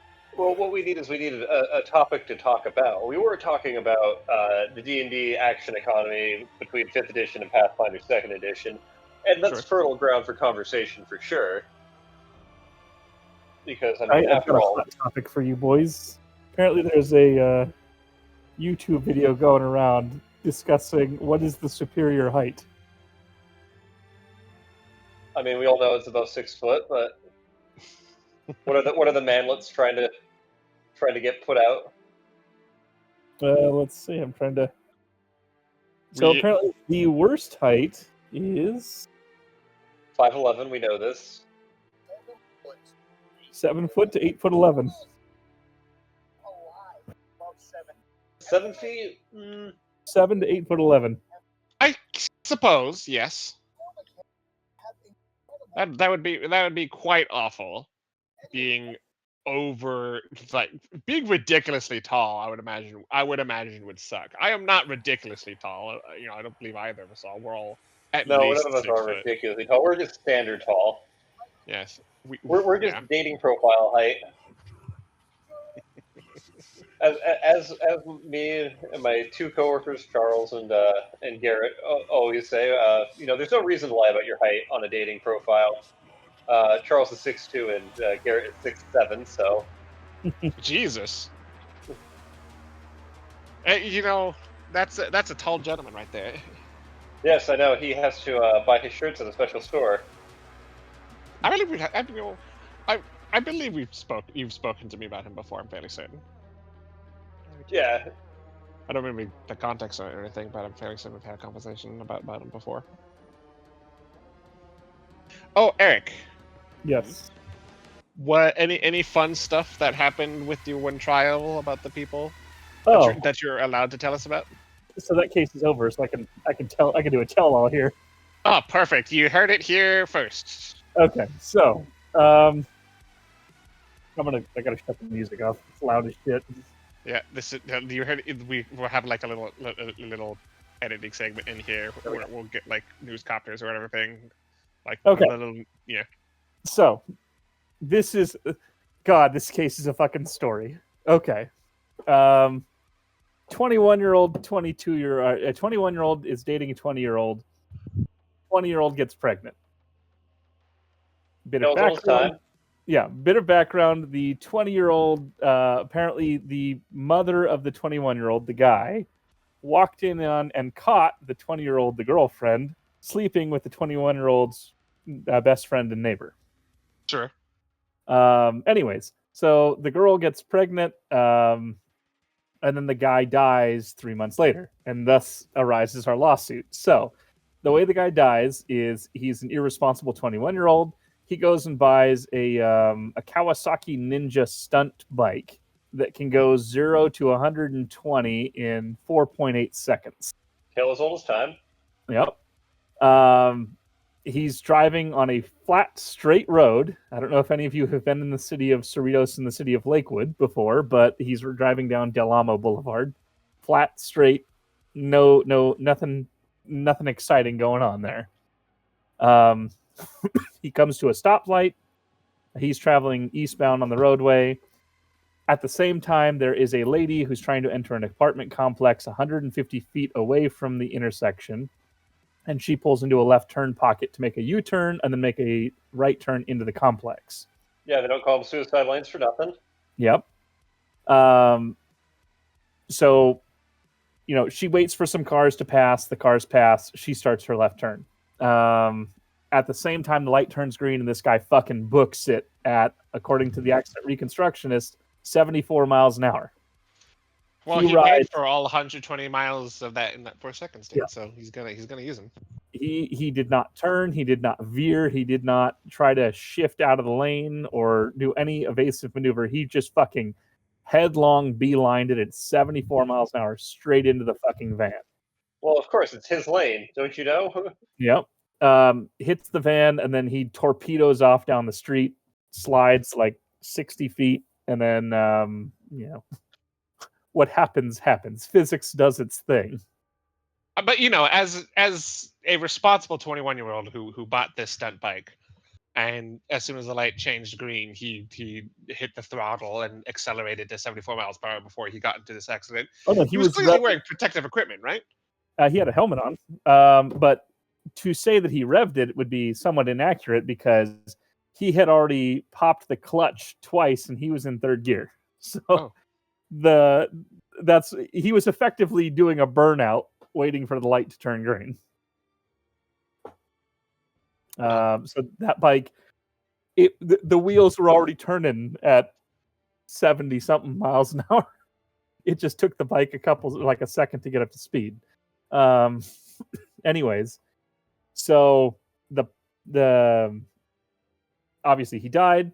His mother filed a lawsuit against the insurance company for the other driver. And his mother says, I am, according to the state of California, the successor in interest, the only person allowed to sue on his behalf. I'm entitled to the money.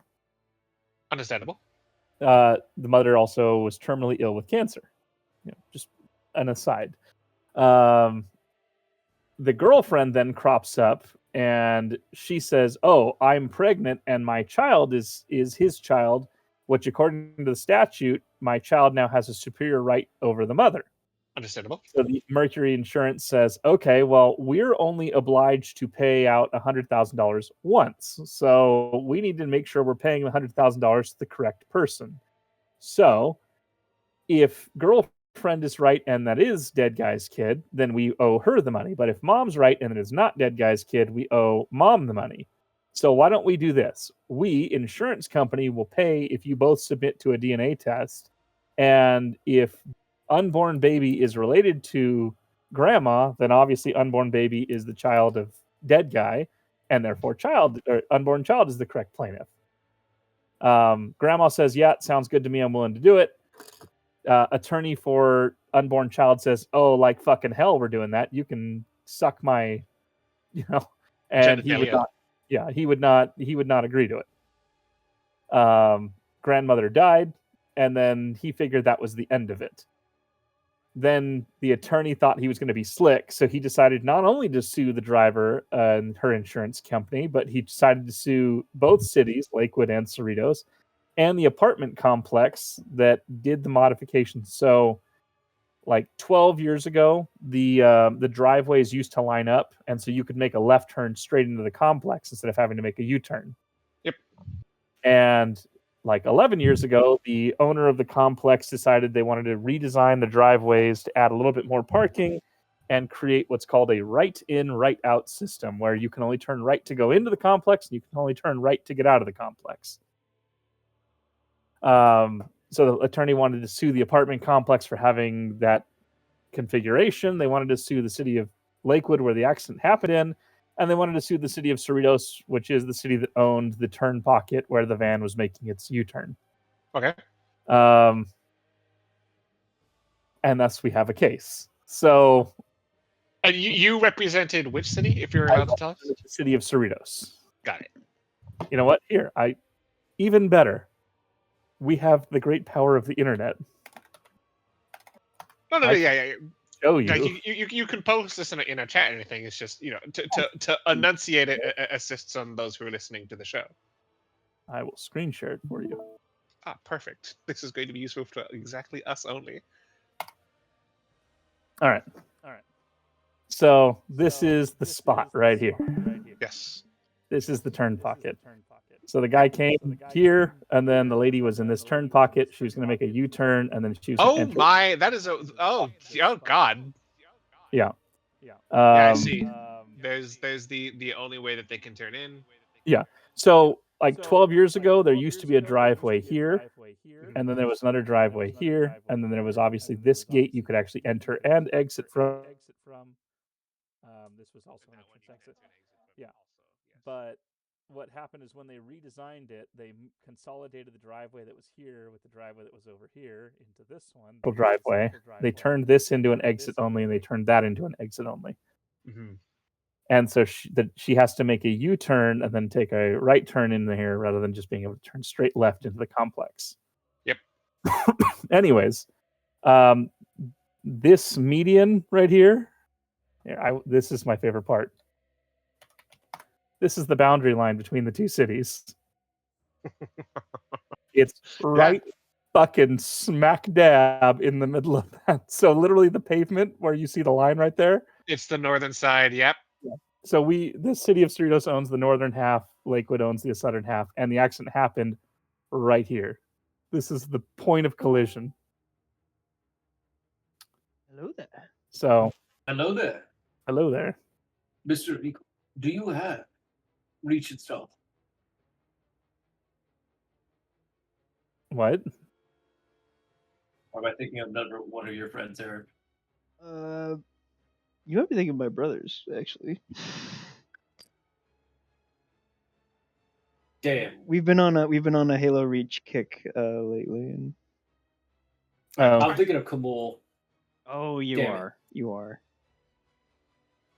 Nope. Yes. Damn it. I mean, I have the Master Chief Collection, but it looks like I do not have the Reach installed. Anyways, so yeah, that is the spot where it happened, and thus we were sued. How did that end up for the city of Cerritos? So the plaintiff argued the reason that it's dangerous is because there's a left turn arrow and it should be a U-turn arrow, but that's not dangerous. They also argue that merely because the turn pocket exists, they said it should be closed. Okay, but we have a design for that. They argue that it's dangerous because there's not enough space to complete a U-turn here, but our point is nobody knows that because she never made it down here. She stopped and got in a collision here. Fair. So she might have been able to finish a U-turn. We'll never know. He also argued that it was dangerous because pedestrians cross the street here, but our argument is this isn't a marked crosswalk, A, and then B, there's no evidence that there was pedestrians there at the time, so that's just bullshit. And he also argued it's dangerous because you have a conflict where a car making a U-turn here would get into a conflict with the car exiting here. But again, didn't happen. No evidence that there was a car exiting here, so no. And here's the significant thing. So I told you this all was redesigned 12 years ago. Yep. In the 12 years that it's been in this configuration, there has never been another car accident at this spot. So that's a good argument for it that being perfectly fine and being safe. Yeah, it's one of those. how can you argue that it's not safe when nobody else seems to have a problem? So the court said, "Yep, they're right. It's not dangerous. Sucks for you." And he shit canned the whole case against us, and then also because he got rid of the case against us, he got rid of the case against Cerritos and the apartment complex, or Lakewood and the apartment complex. Mhm. So the only person still in the case right now is the driver. Dang. And that is to be determined as to how that's going to end up. Well, the driver is prepared to tender their policy limit, so it's one of those. They're prepared to give you all the money that they have. Which I'm assuming their policy limit's like 200,000 or something like that. Not too far off. Well, But the point it is, was like 100,000 or something. 100,000 to one party, and the determinant is it the is it the mother or is it the wife with the unborn child? well, I say wife. the mother passed away. Yeah, if it was a wife, this would be a lot more straightforward. Yes. No, so the mother passed away. They don't care. They're willing to just pay the $100,000 because the way they figure it is, even if this isn't the kid, nobody else is going to come knocking for the money. Well, I mean, I guess, but if I was that guy's lawyer, I'd be like, submit to the DNA test, otherwise we're not going to pay you $100,000. Yeah, and he doesn't really want to do that, if only for the reason that he's afraid that it won't look good in front of the jury.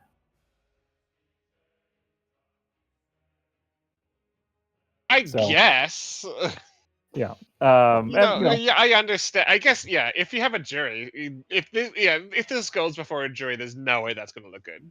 Yeah, and so he figures, it's $100,000, and he's given the mother's passed away, and his brothers and sisters don't want any money, and the father is a transient homeless person.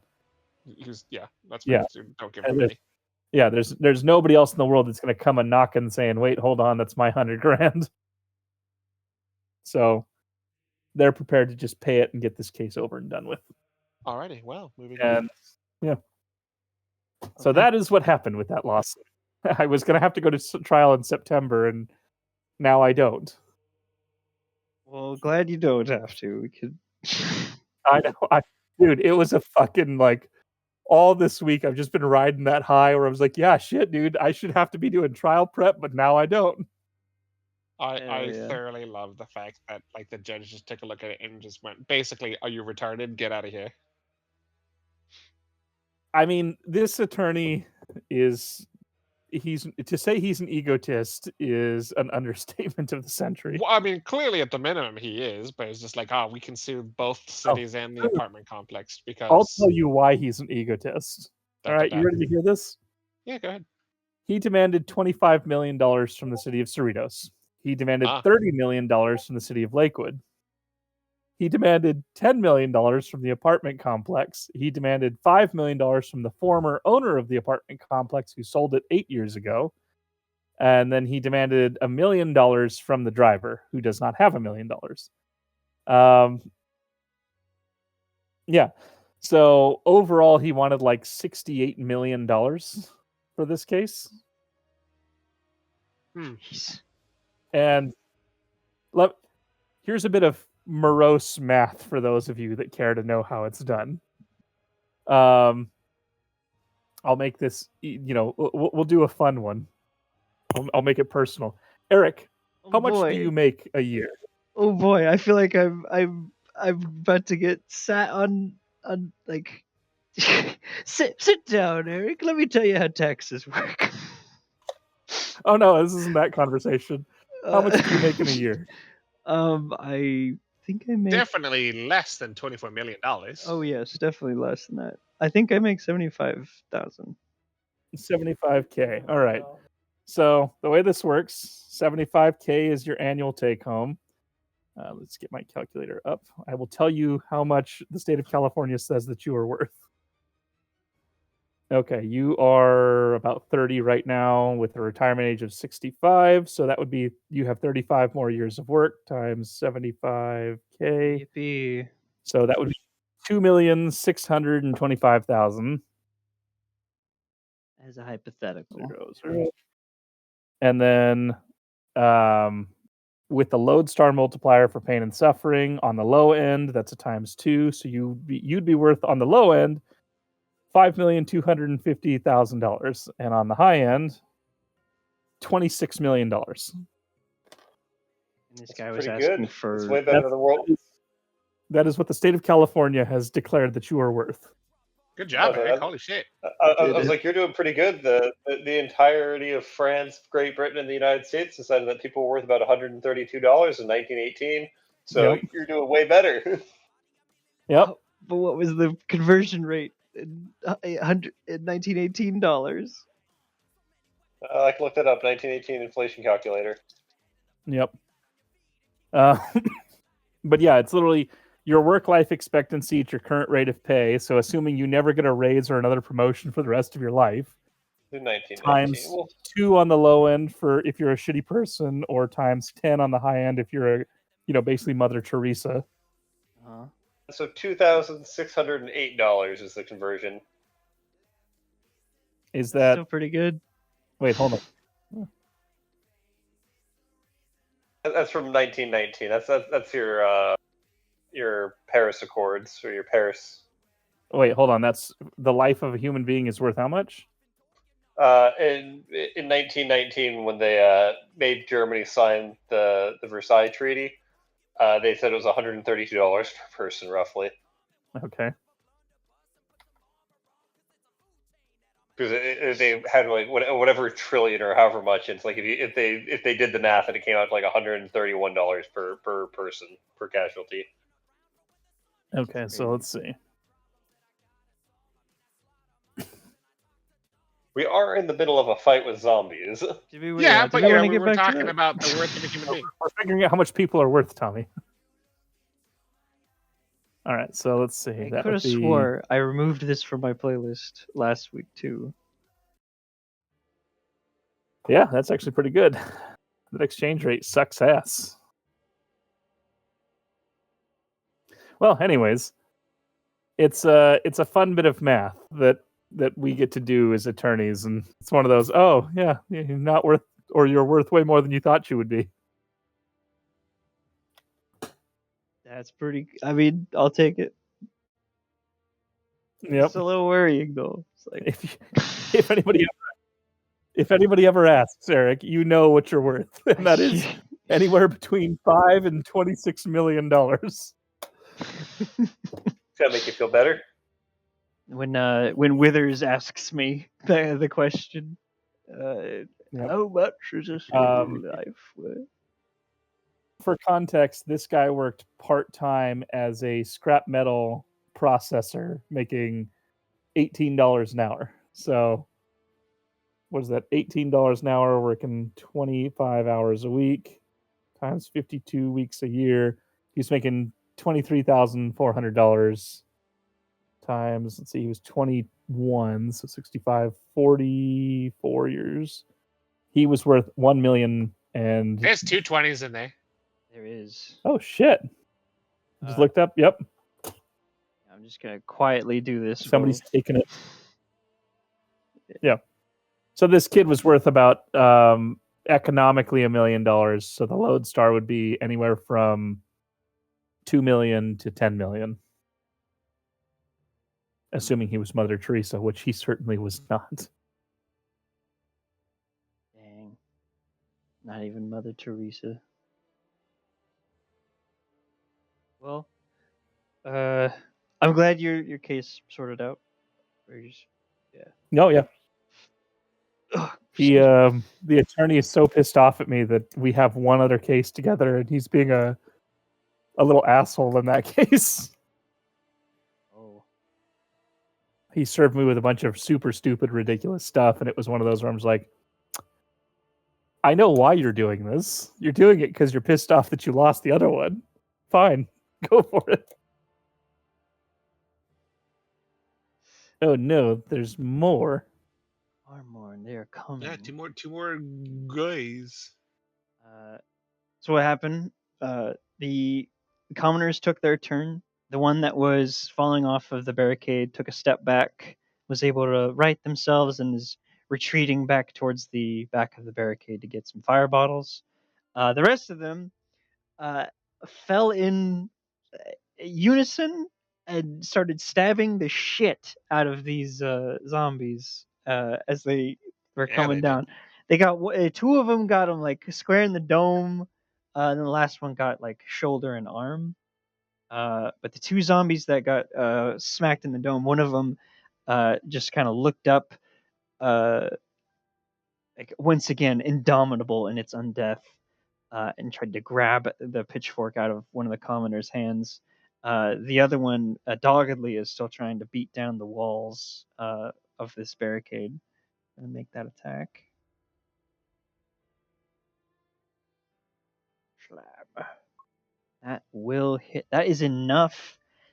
One portion. The blow this zombie strikes causes uh, these sections or the section of what do you call it, of barricade directly in front of it and beneath Ulrich too to crumble and fall down. Ulrich, make a dexterity saving throw. Oh fuck. Dexterity save. Mm-hmm. Automatic. I'm gonna burn my other lucky point right here. No, I think I'll save it for when someone wants to touch my pooper. These two sections are destroyed. 19. 19. Okay. You manage to keep your feet and do not fall prone as the section of barricade collapses beneath you. The commoner that you share the section with is not so lucky. They've not only do they fall prone, they have also can take some damage as they fall amongst the splinters and um, spiked barricade poles. They managed to impale themselves on the wreckage. They're dead, or rather, they're before they die. They're dying. They're like holding onto the piece of stockade stuck through their gut, crying out, blood starting to pour out of their mouth as they start to choke. Periwinkle is going to try once again to try and push back the zombie that just killed a man next to him. Use his spear.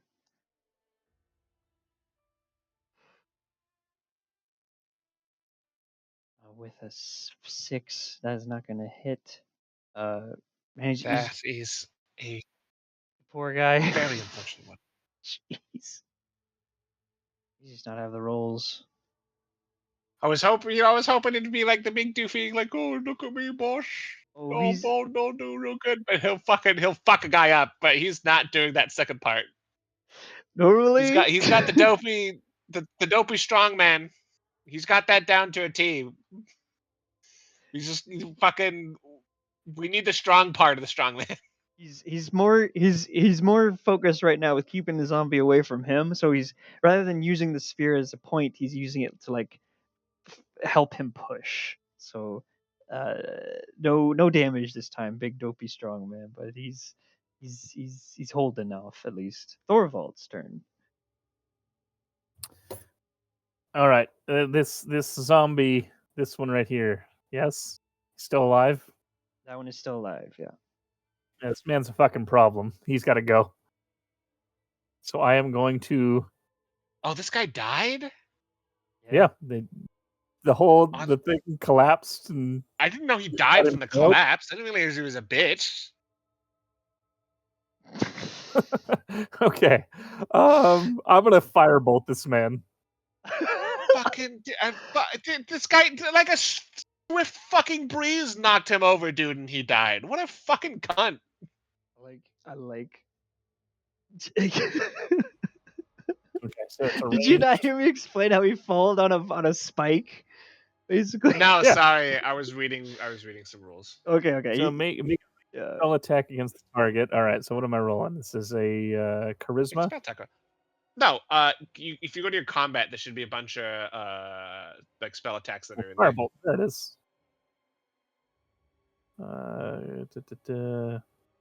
Guess quick action? No. Advanced. Are you on the combat? I am on my combat tab and I see it here. Do you Oh, see there it it is. attacks? Roll. Yeah, it should be at the very top. Oh, there you go. Okay. Wait, that's damage. What? No, that's to hit. Oh, okay. He rolled a 10 to hit. Damage is that hits. Okay. Yeah. Blip. 7. 7 damage. That collapses the zombie. It's infernal, or rather, undead corpus cannot maintain any longer as the fire peels it apart. Collapses in a stinking mess at the bottom of the barricade.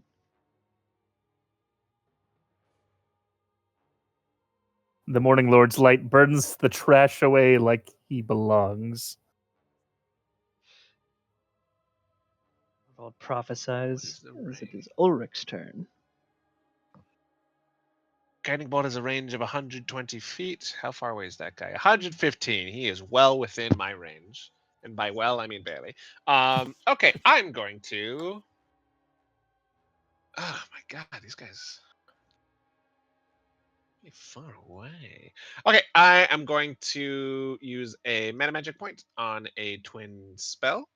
And I'm going to twin cast a guiding bolt. So I'm going to target this newcomer and this other newcomer over here just to try to soften them up as they approach. Mhm.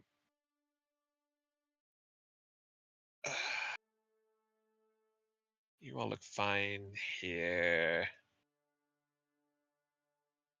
And so we'll start with the attack against the closest one. These all have advantage still because my sorcerer's potency. And there's the guiding bolt stuff. Use a spell slot and cast. Ooh, a 12. That will hit. Thank God. So that closest one will take 16. Oh, it's 46. Oh my, is it 46? That feels not correct. Hold on. That sounds correct. Really? It's a first level spell, right? Yeah, that sounds right. Because Oh they my don't God. remember spells don't scale in 5.5 like they do in. Oh my God. 46 for a first level spell. Man, that feels like a lot. I feel like a first level spell should do 2d6 at most, but I ain't complaining. That's cantrip level. Fuck, I don't know, dude. Like 16. If I got hit by 16 with a first level spell, I have 24 hit points and I'm level 3. That seems like it's a lot. Anyways, that guy takes 16 points of radiant damage. He gets blasted with that radiant damage. Now he's like holding up his hands over his eyes, over his own body as he's emanating this targeting light. Okay, and this one over here is also, he's going to get the twin portion of that spell. So here we are. Don't use a spell slot for this one. Cast. A 19 to strike. That will also hit. A total of 10 points of radiance damage. He gets blasted by the same guiding light. They are both at advantage on their next attack. Or attack against them. Yeah, they will take. Yeah, the next attack against them will be at advantage. And as a part of casting, as a part of using my mana magic ability, I can spell Fire Burst as a part of the magic action. So one creature I can see within 30 feet of myself takes 1d4 radiant or fire damage. We'll do radiant fire. I will poke this guy here with a d4 of radiant damage because he looks like he's almost dead, right? He used his undead fortitude thing. This guy's undead fortitude has expired, yes. So I'm going to just poke him with 2 points of radiant damage. the radiant damage There melts him. Okay, and my next for my next trick, I have a bonus action, which I think I'll save because I want to twin another spell. I want to try to twin those guys again. I will back up a little bit now that I'm back here. So I'll take a few steps back. I guess we should say this And area is now considered difficult terrain. understandable. So I will move right there. That'll be my full turn, sir. All right. Next up is the goal. The goal. I'll put yellow for danger. The ghoul is going to race forward. My gosh. It's 50. 10 more. Go that far.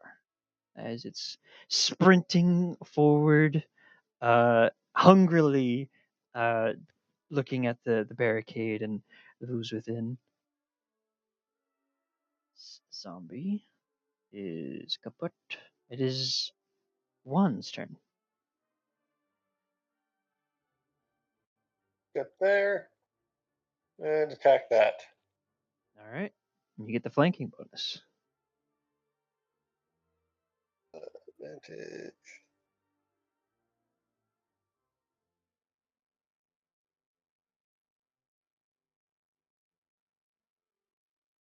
That'll hit. Apply the sap.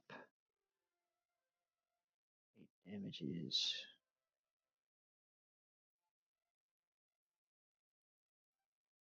And he is sapped.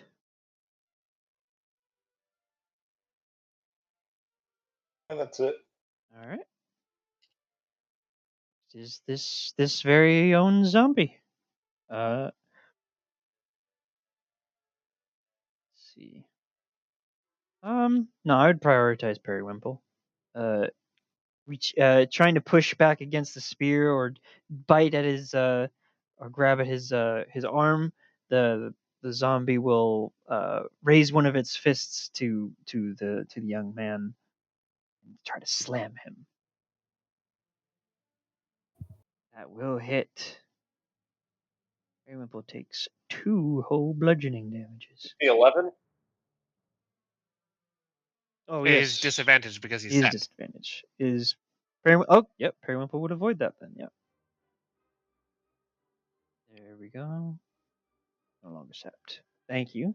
I was like, yeah, I knew. No, Good catch. Is that zombie's turn? This zombie is going to strike at the barricade once again. oh, fuck. Will miss. Start of round 4. You hear a distinct but very loud ringing bell from the west. Several of the commoners hear Wow. it too, and they turn towards it. They need help at the western barricade.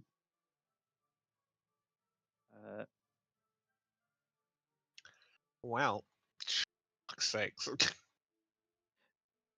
I'm gonna give these guys a roll. Thorvald, you can see these 2 commoners at the south starting to think about leaving.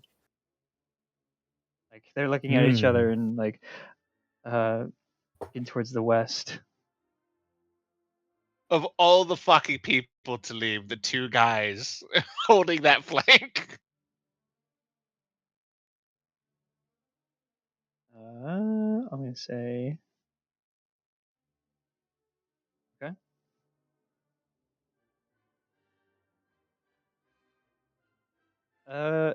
This one is gonna start to go towards.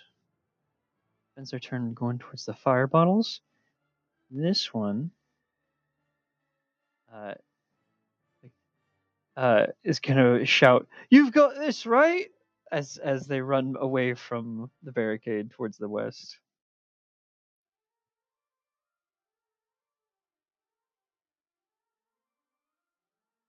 Oral, do you say anything? Ulrich, you would see this too. No, I mean, like, I'm not gonna say they clearly need assistance, so I'm not gonna like disparage them for running to go make sure that they're safe over there. Okay. Like, if nothing else, Noric will just say, Quickly about it then. Make sure there's still, get there before there's no one over there to help. All right. Yeah, that's.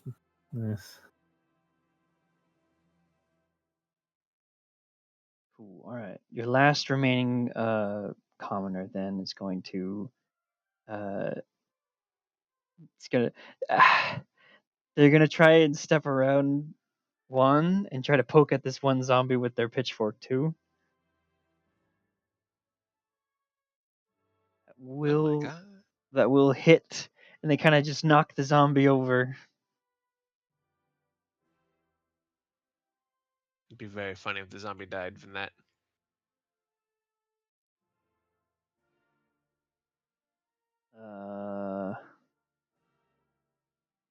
And this guy is coming up. This guy is coming up. He sees that hole in the wall, and is gonna makes a break. Oh wait, no, he can't. He gets only about that far because it's difficult terrain. Yeah.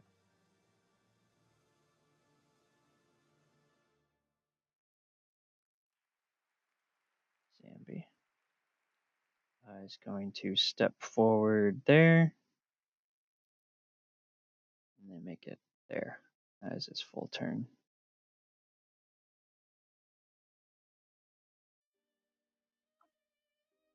Periwimple. You see that zombie, like, he's gonna leave that zombie and go over to try and grab. He's actually like he's using the spear, more like a walking stick, as he goes and just grabs at the zombie's collar. You're not supposed to be here. This is a place for living people. Please leave. He's gonna make a strength check versus its strength. Oh, that's Oh my god, that's Periwimple. not fair, Periwimple. Oh, I imagine there's like instances of people playing this game where Periwimple just does carries everyone through this, I would imagine and he's so. just like Yeah. the goat. And here I'm just being like, if we left him to die, If he hadn't moved, he would have had advantage, and that would have been a 20. Yeah. If only. Oh dear. Bildrath is going to. He spent his last turn reloading, so he's going to target this zombie and give it a shoot. That will hit, and he knocks down that zombie. nice. Thorvald, it is your turn. But does that zombie die? Okay. I am going to draw my rapier. I guess I gotta close distance and gotta fight this boy. I don't know. Hold on. Let me take a look real quick. My suggestion would be to focus on whatever the things that are running in towards us are. Just because I think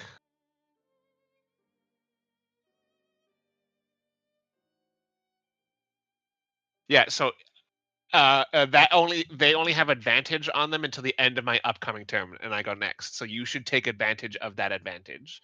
I can deal with the guy who's right here. All right. So never mind that. I guess I'm gonna yote some sacred fire at this boy over here then.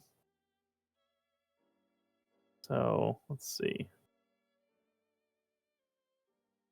Where's that button? You just advantage is at the very top of the character sheet. Yeah, but I'm trying to find my button for the spell. There we go. Sacred flame. That doesn't take care of advantage. You should have hit it with a firebolt. All right, fine. We'll do the firebolt then. So I burned a whole spell slot on that guy. There you go. Advantage though, so you get advantage. So you roll again. Yeah, roll again. All right. There we go. Love to That's- see it. Unfortunately, not enough. not enough to hit.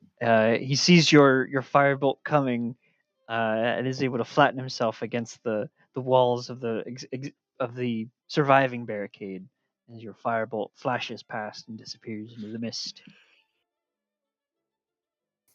Drat. Anything else?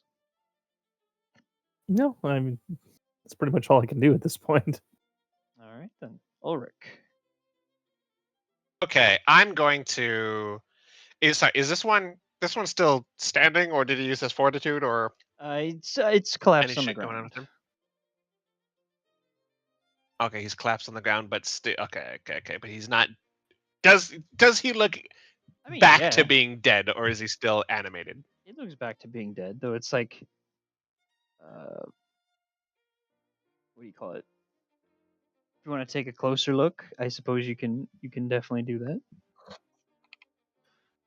Okay. The only reason why I'm asking is because I would like to attack this guy Mhm. and this guy over here, but if I do that, am I suffering from disadvantage from being adjacent to a creature? No, you would That's the not question be. I'm trying to ask. You would not be suffering disadvantage. No.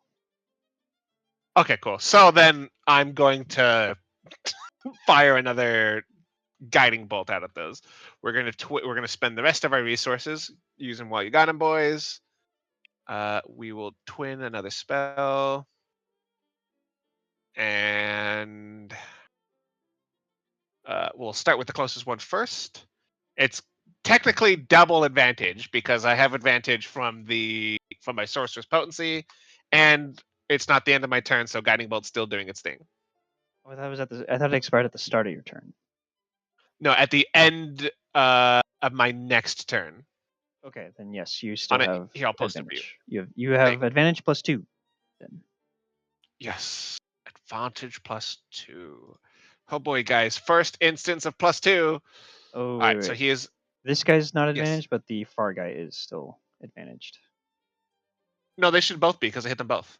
You did, but the next attack roll Oh, made that's against the right. nearest Yeah, one. yeah. Yeah. Okay, got it. I'm still gonna shoot him in there anyway. I don't give a fuck. Sure. This guy can suck my nuts. So he is just regular advantage. Yeah, so fucking. I'm being teased with the 19s. I'm being teased with the 19s. Where's my 20s? Okay, so I'm assuming a 24 is going to hit, and he'll take 10 points of radiant. 10 points of radiant damage. Burns him to a crisp up in as he's trying to pick his way through that barricade.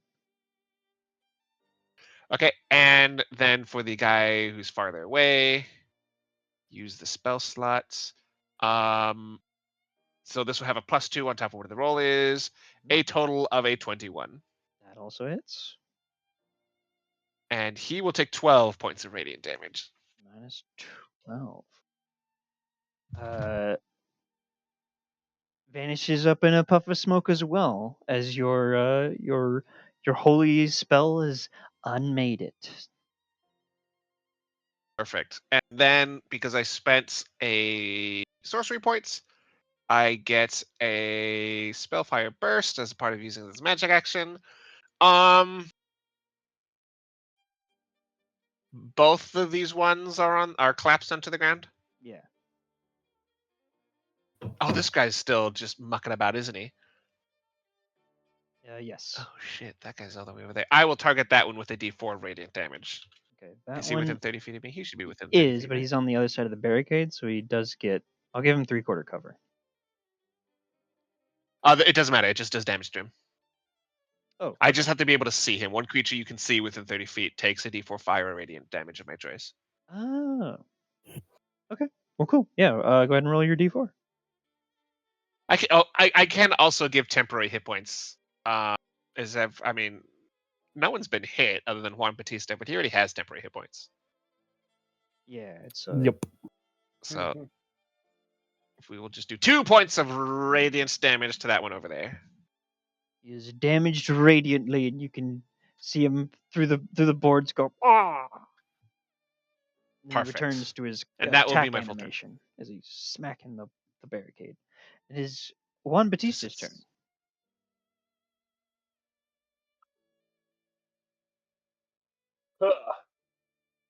I guess I'm gonna also give myself this thing.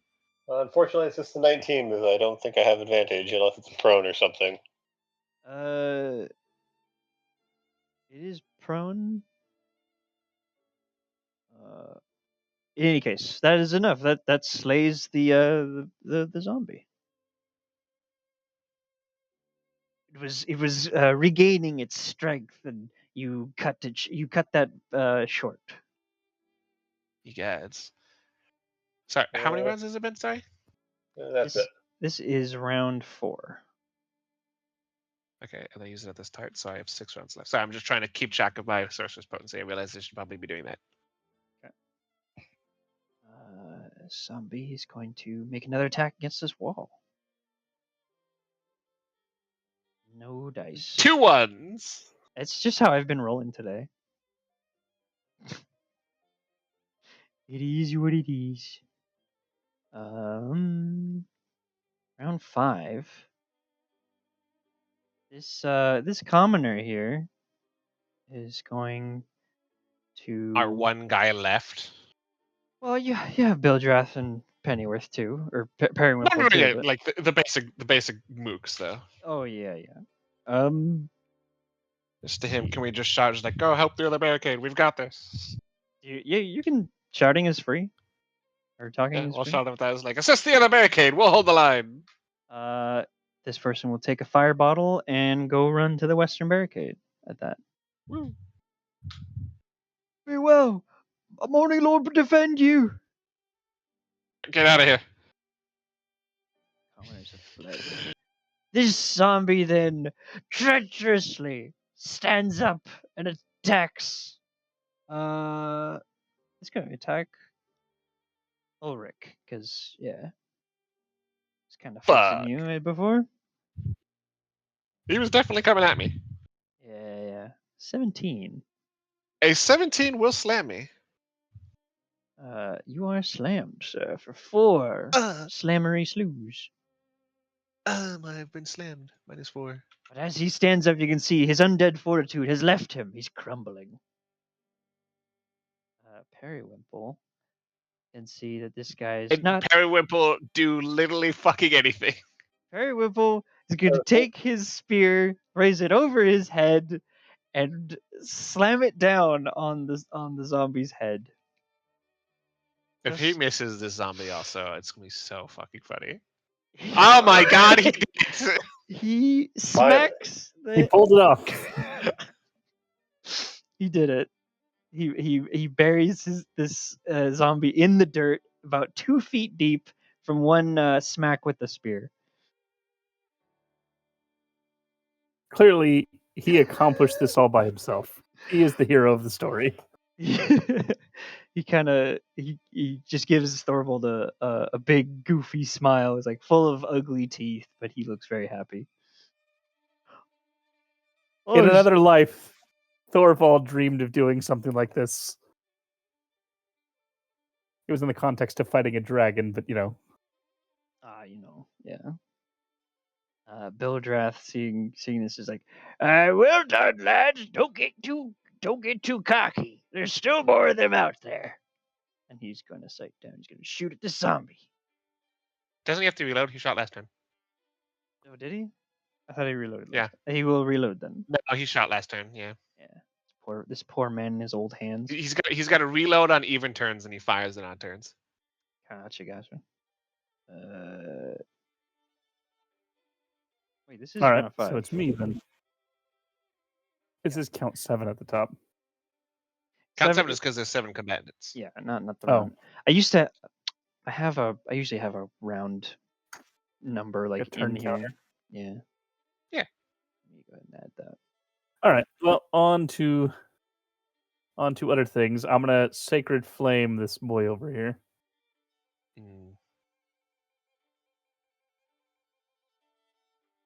So you gotta make a DC 13 save.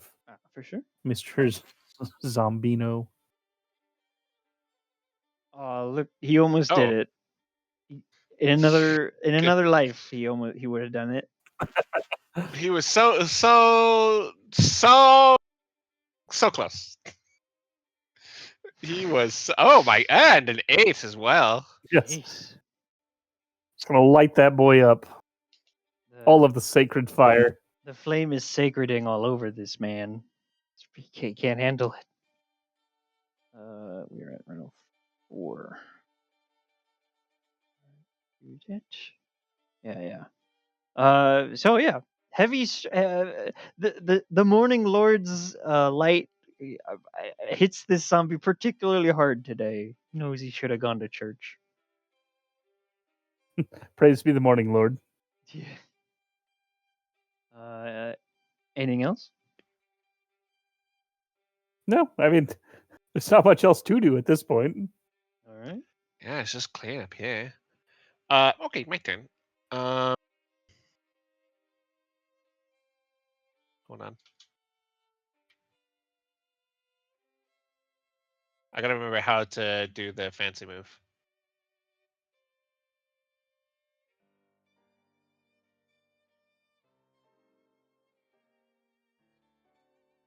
How fast am I? Am I 30? Oh, I can't get all the way over there. Oh, I can't get all the way over here.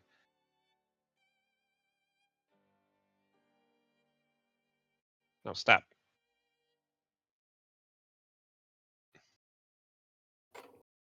And then is it just fucking like this? Okay, I got it while I'm dragging him. Okay, I'm gonna go all the way around like that. And I'm gonna slap a shocking grasp onto this one here. All right. A 17 to shook. That will shake. And 5 points of righteous lightning. 5 damages. Zaps right through this thing's brain. It looks up at you briefly with a look of father before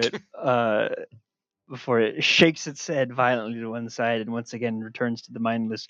That will be my turn. 1. I still have a 40-foot move. Jesus, you're fast. Well, I've got the temp HP. Yeah. I want to. Cha.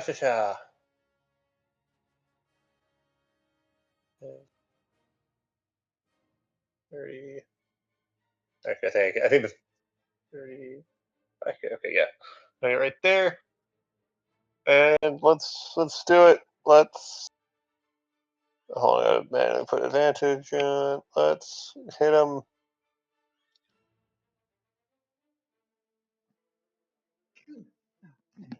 That hits. That will knock it down.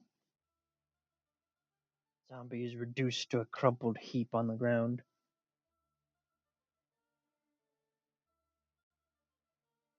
Yeah, that's it. All right.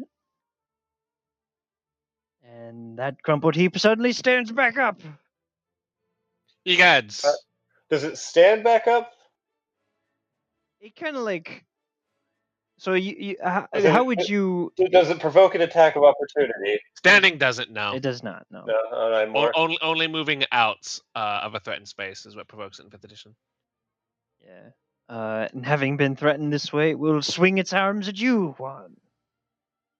With slam attack. It's also fast, but no. Could have been, but no, alas. That is its turn. The last other zombie is dead. Periwinkle is going to move back into his position, try and be defensive, and or actually no, he'll move up to sort of like block this center gap, using his wide shoulders to try and physically block the way. Bildrath, having loaded, will take a shot and fire at this zombie over here. His crossbow. That will miss. Getting stuck in the barricade just underneath Ulrich.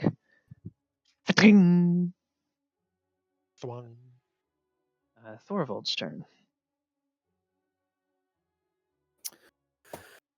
All right. Yeah, it's time for a little bit more sacred fire. Then the man stood back up, so we gotta finish the job, or I should say, the Morning Lord has to finish the job.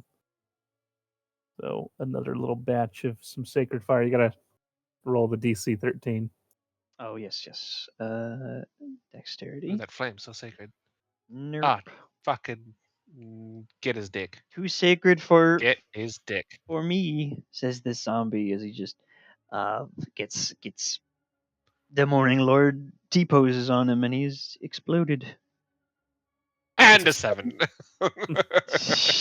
Jeez. Righteous. The Morning Lord wanted that man gone. Gone he is. Anything else? I think that's all of them. It is all of them, but would you like to... We're not yet out of combat. Anything else you'd like to do? Suppose we should go to the western wall. Well, can we? I don't know. There's not much defense left here, but yeah, some of us probably ought to go. Bells do keep ringing I from the mean- west. It's still fucking ringing. Jesus. Yeah. All right, I'm gonna step over to the crate and grab 2 fire bottles, and then I'm gonna look over at Thorval or at Juan Batista and Ulrich and say, "We best be off then."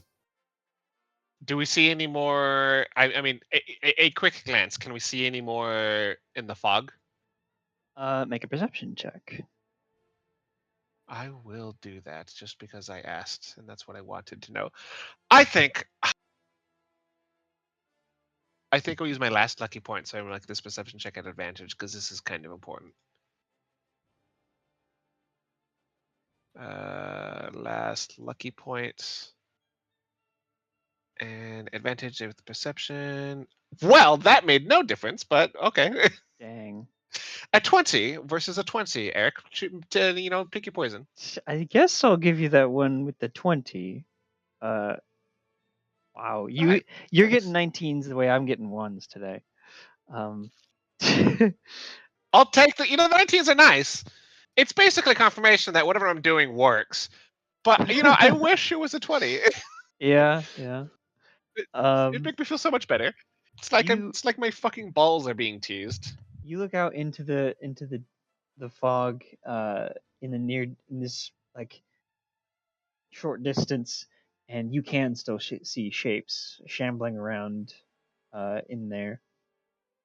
Oh, fuck. You can see There, maybe 4. Do we think these 2 guys can take on 4 zombies? Probably not. No. Do one of us wants us to? I am out of spell slots and other resources. So if I head over there, I am just cantrip man. Did you want me to run over here, or did you want me to stay here and help these guys? I luckily have all my swing sword resources still intact. I've just been burning cantrips this whole time, so Yeah, I'm assuming you're full on spells. not full because I didn't get my full rest, and I'm down 1 spell slot on first level, and I think 1 second level. Okay, well you have more spell slots than I have of my nun, and Yeah. I will still have it. I have the only resource I have left is I have a charge of innate sorcery. So for another minute, I can have advantage on all my attacks and increase my DC by 1. I would say this: if we're gonna do Yes. something stupid, I mean, I say this with all sense of care. You should take the 2 ads and go to the west wall. You want me to? I would say you 2 head over to the west wall, and I'll stay here and hold the line with them. Okay. Yeah. That, we yeah, could do that was my suggestion. So either way, we're both making stupid suggestions because we're splitting the party. Oh yeah. Let's do it. Okay. All right. Like I will make my way over there. When there's like I'm going to assume these 2 guys can take care of a zombie. So when there was one left, I will head over there. Let me All right. measure something real quick.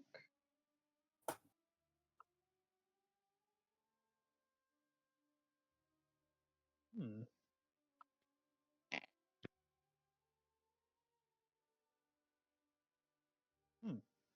It is I had the only thought that 300 feet. So, 300 feet. So it would take you 5 rounds to get to the center, and then about 4 rounds to get to the western. Yeah, so that's another. Was that running? Well, there's not really a running speed. This is Isn't it would running be usually you'd be your forward? twice your movement because you would stride and then you would dash. I guess then it would be 3 rounds. Oh no, sorry, no, yeah, including that would be 5 rounds. So Thorvald and 1, you guys take off towards the western barricade. You can still hear those the bell ringing in the distance. You can also hear like sounds of combat. You see fires dancing in the along the west. Actually, both of you make. Who has the higher passive perception? I'm gonna ask this every time. But believe it's Thorvald. I don't know though. We're both sleepy, but let's Yes, we see. are both pretty That's a perception would be sleepy. on the right side of your character sheet, at the 11. very bottom. I'm at a passive of 11. 11, Damn. okay. That's what my Yeah, passive is, and mine I is have actually wisdom. Then yes, you can also see plenty of activity in the center of the town, at the inner barricade.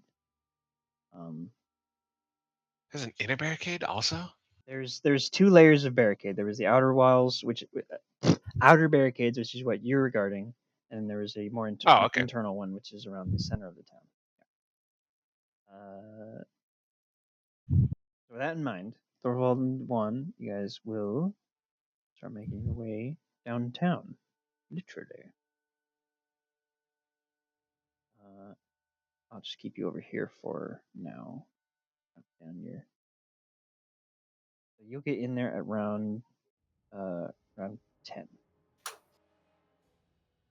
Ulrich, Okay. Yes. you are seeing these shapes in the mist, and watching them as they draw like they haven't started towards you yet. They're just sort of shambling still. It gives you a moment to collect yourself. Okay.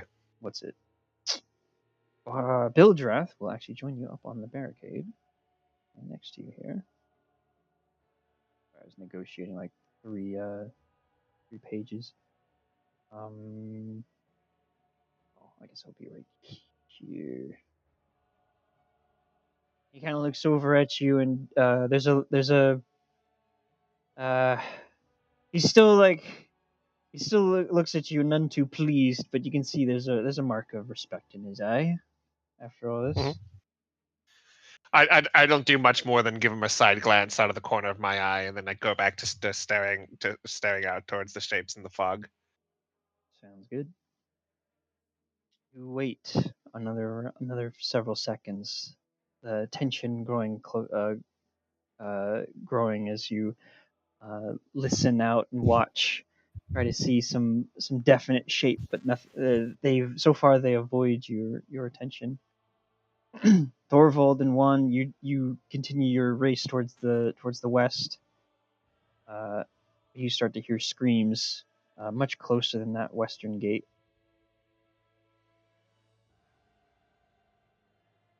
Ulrich, finally, you see movement coalesce in the fog.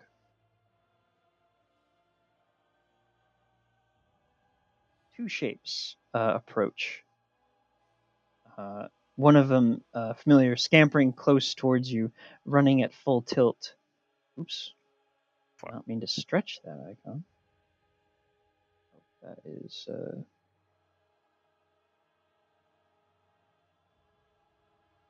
sprinting at full tilt on its hands and feet like the others. You can see one of these feral undead racing your way. However, behind it, loping at a much more leisurely pace, you see a What the fuck is that thing? great pale shape making its way out of the mist. A lone undead shambles slowly from the darkness, its wide eyes staring dully at the flickering torchlight. Its flesh, though rotting, is a smooth, sickly white. Its skin runs through with raised crimson veins, and a faint cloud of reddish mist spills continuously from its mouth and down onto the blood-stained earth before dissipating into the air. These will both Oh get boy, boys. turns as well.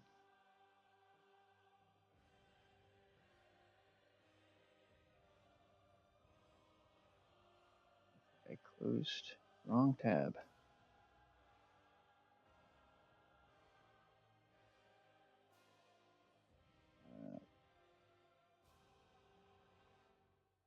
Goodness. Oh, and he only got a fucking 20. That's all I got. That's it. I only got Oh, well, that guy's at least fucking dragging his toes.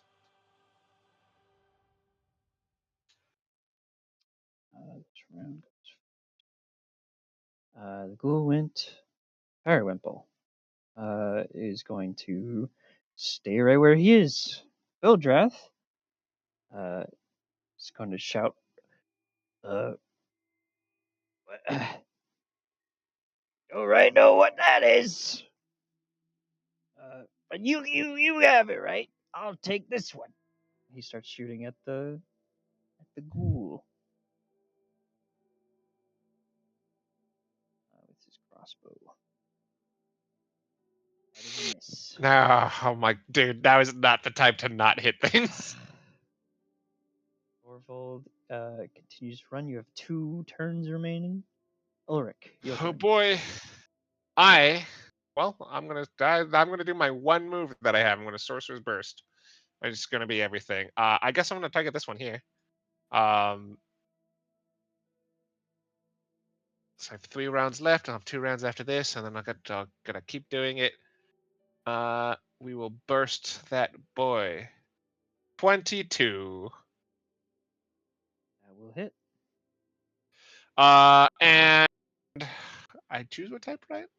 I guess we'll just keep Thunder. There's no reason not to. You know what? We'll do Fire. We'll burn this. We'll burn him away. Wow. 7 points of fire damage. All right.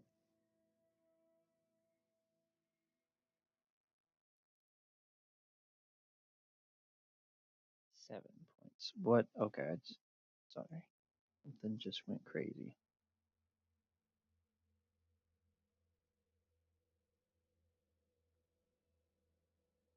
Seven points. Minus 7. We will take that. The fire blasts over this pale zombie's form, but it continues to shuffle forward. Its veins growing increasingly livid for a moment around the affected area. It belches more of that red mist. I can only imagine poison damage isn't going to do fuck or shit to these guys. That will be everything because I don't have another. I don't have any more sorcery points that I can do anything with, so it'll be me. All right. I'm gonna fucking stupidly. I'm gonna hold this fucking cover for as long as I have it. Moved a little prematurely, so that was its turn. That's Moving. This girl is going to try to run forward and slam right into Periwimple. Would not have the time, the movement to get that far. So difficult terrain there. It's right there now. Periwimple is going to stand and block its way. Bildrath will reload his crossbow, saying, "Don't just stand there, boy. Bash this thing to pieces like you did the last one." He's actually going to take a step away, provoking an attack of opportunity from this creature.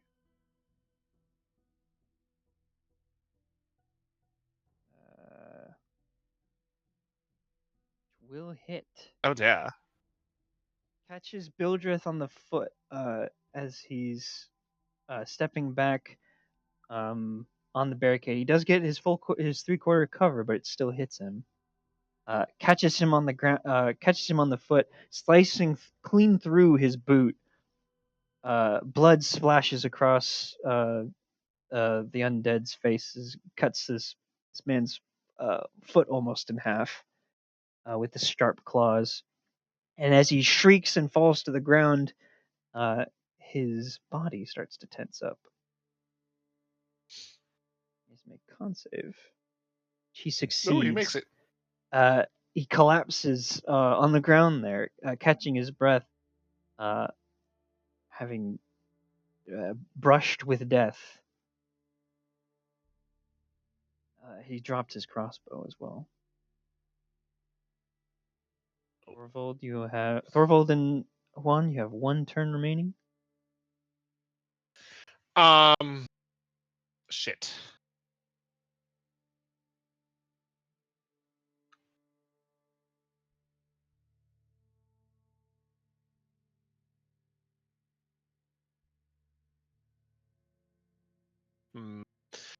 Fuck. Okay, I'm going to shoot at this one off here in the distance again. Okay. This does not spark joy.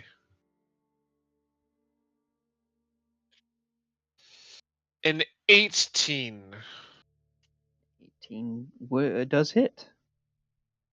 And he will take another 7 points of fire. 7 points of fire damages.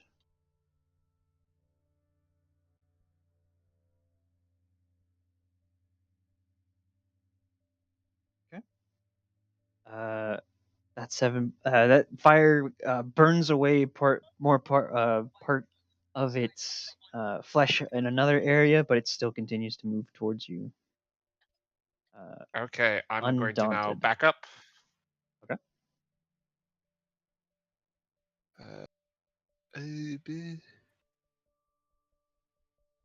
We're going to back up to over here. And that will be my that'll be my turn. And I've got 1 more round of this potency left. Okay. Zambi is going to continue moving closer. Gets its way into the barricade Into the facing down barricade. Periwinkle.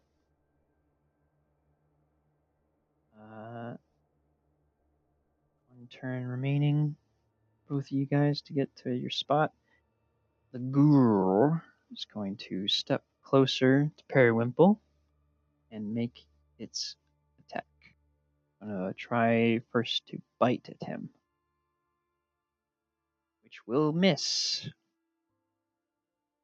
Jesus. Jeez. To which Periwinkle will use his spear. Try and actually, seeing as Bildreth is in danger and that this is the undead that did it to him, Periwinkle lets out a grief-stricken roar of fury. Is going to attack the zombie with his spear using the pointy end this time. He's going to be making a reckless attack to give himself advantage. Oh my god. That will hit. Oh my gosh. It does 6 damage. No, it does 4 damage. There it is, right there. Yeah, you could do the 6. That works. I'm fine with 6. Well, the average versus what was rolled. It's like is what was rolled. It's right there.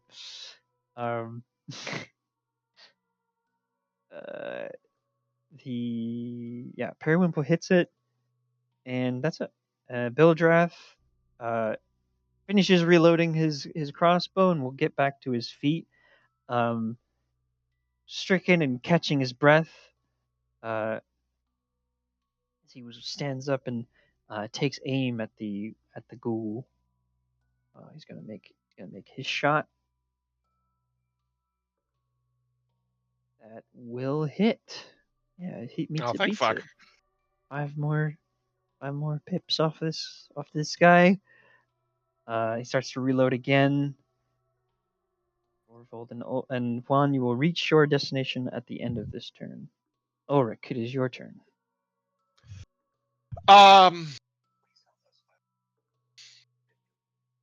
don't like the look of that guy in the back. More turn of lighting him up. Okay. I'm scared.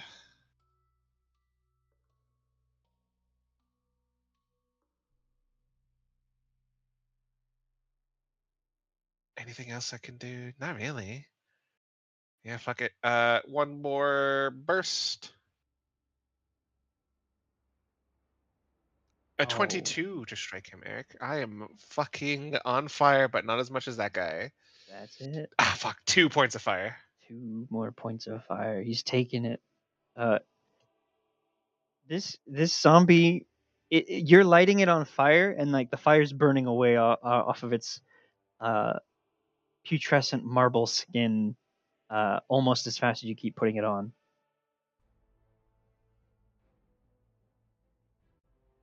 That zombie steps closer. At the start of its turn, it coughs, and some more of that red smoke pouring out of its mouth and nose wafts over Periwinkle. Yeah, and he starts to cough in kind.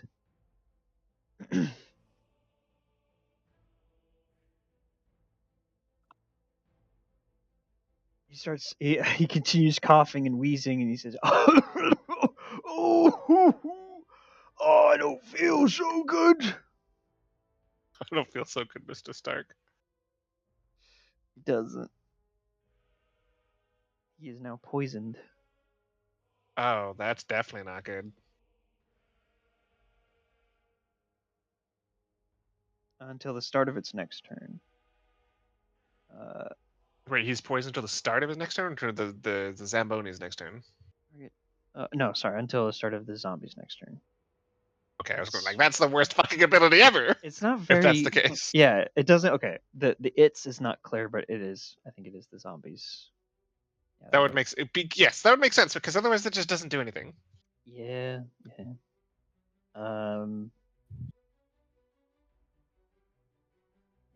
So, it's also going to now on its turn. It's also going to move forward.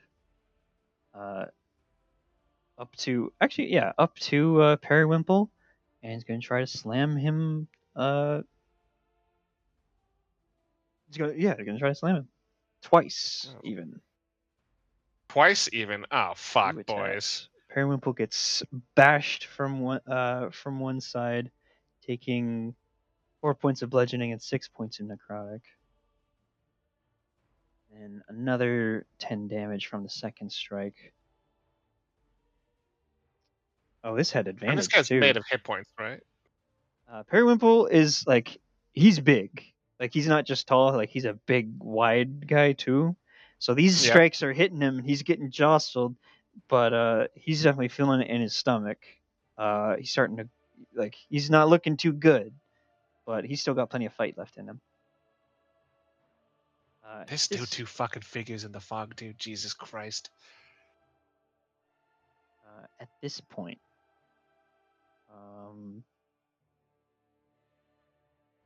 come to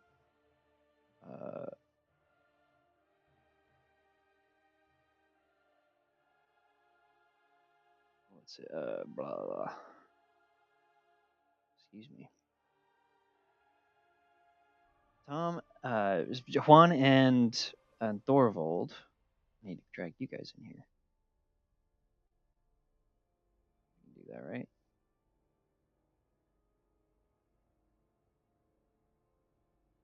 Are you guys looking at new map? Nope. No. I'm still staring at the Ulrich map. All right. How do I drag you guys to this other one then? Can't you just like drag all party members over to it and to view it? Yeah, but usually Well, yeah, it's just easier that way. It's fine. Oh my god, this is so dire. It is dire. Please put your tokens here on the leftmost side of the map.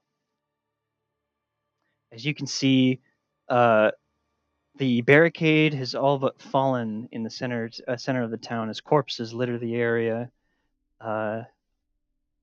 and moaning injuries fill. Moaning injured commoners fill the area as well. You can see, what's it? Wait, you said the right side or the left side? Left The right side. or the Got right it. side? Yeah, next to one. One's got it right. Sorry, did I put you? Intrinsically made more sense, but you told me the left side, so I was You like, did say yeah. I did say left. I'm You, sorry. you said left side, but you pinged right. And I went with the ping. Thank you. I didn't for- see the ping, so I went left. I Just got put it. yourself in the middle of danger, Eric. It's perfectly fine. You just pop outside one of the buildings. The mists work in mysterious ways. That is true. We encountered and discovered that earlier today. You can see dozens of bodies littering the street, bloody and unmoving. The air is thick with the pungent scent of rotten death. The howling wind sings with the sound of terrified screams. The barricade protecting the town square has been shattered, its splintered remains surrounded by a mound of corpses nearly 6 feet high. In the square, children scream as the elderly and infirm watch with muted horror. The torches to the west have been extinguished. The town's western defenders fled or killed. Only one figure remains standing, Ismark, his clothes torn and bloody, bearing a long sword in his left hand and a short sword in his right. 20 feet away from him stands a pale skinned zombie, its flesh a smooth, sickly white that bulges with crimson veins. Its eyes stare dully toward the tents in the center town, in the town square beyond, and as a cloud of reddish mist spills gently from its gaping mouth, it takes a shambling step forward. It's actually like, yeah, hang on.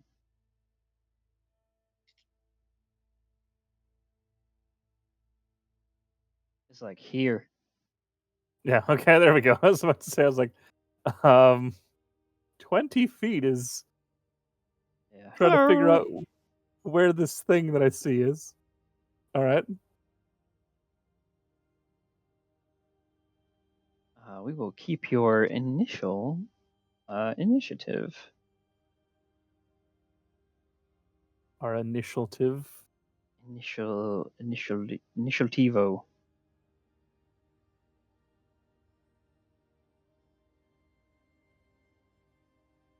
my gosh.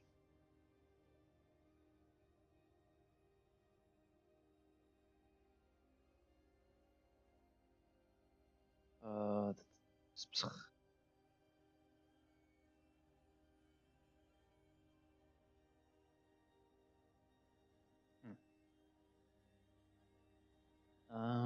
yeah, so that one will be. So, this is probably one combat we'll have to come back to. Wait Almost until 10. next week. No, we're split. Yeah, we'll come back to this one next week. Next Yeah. time on Dungeons and Dragons. Next time on the Nick and Ryan show, Nick and Ryan, maybe they'll be here. We'll find out. We'll let you know. They'll be here. They'll be here. It's the guys. We can't have the It's Nick the and Nick and Ryan Ryan show show. without Nick and Ryan. They'll be here. Yeah, come on. They keep assuring me. It's just gonna. This week was a little crazy, but they said next week. Actually, they did tell me they looked at their calendars this week, so that was pretty good. That was progress. I was like, hey, we got to look at the calendars this time. That's Well, pretty good. I hope their fulfilling fucking lives don't get in the way of showing up on the show that they agreed to host. Sorry. I don't mean to be terrorist, but yeah, I'm still a little upset. Yep. I'm sorry. Nick, Brian, truthfully from the bottom of the heart, I am sorry. That was rude, but we'll just water under the bridge. All right, good friends. We're all good friends. I understand the two of you have been under a lot of stress lately. It's all good. Well, they've been under the stress of the great weight of unbearable talent. Well, yeah. Yeah. All right. There's Well, they made a whole movie about it. yeah. Thank you for Thank you for tuning in to the Nick and Ryan Show. We will be on next week, presumably posted at the same time. And until then, this is your guest hosts signing off. Have a lovely evening. Good night. Have a What wonderful do time. you actually do with the recordings?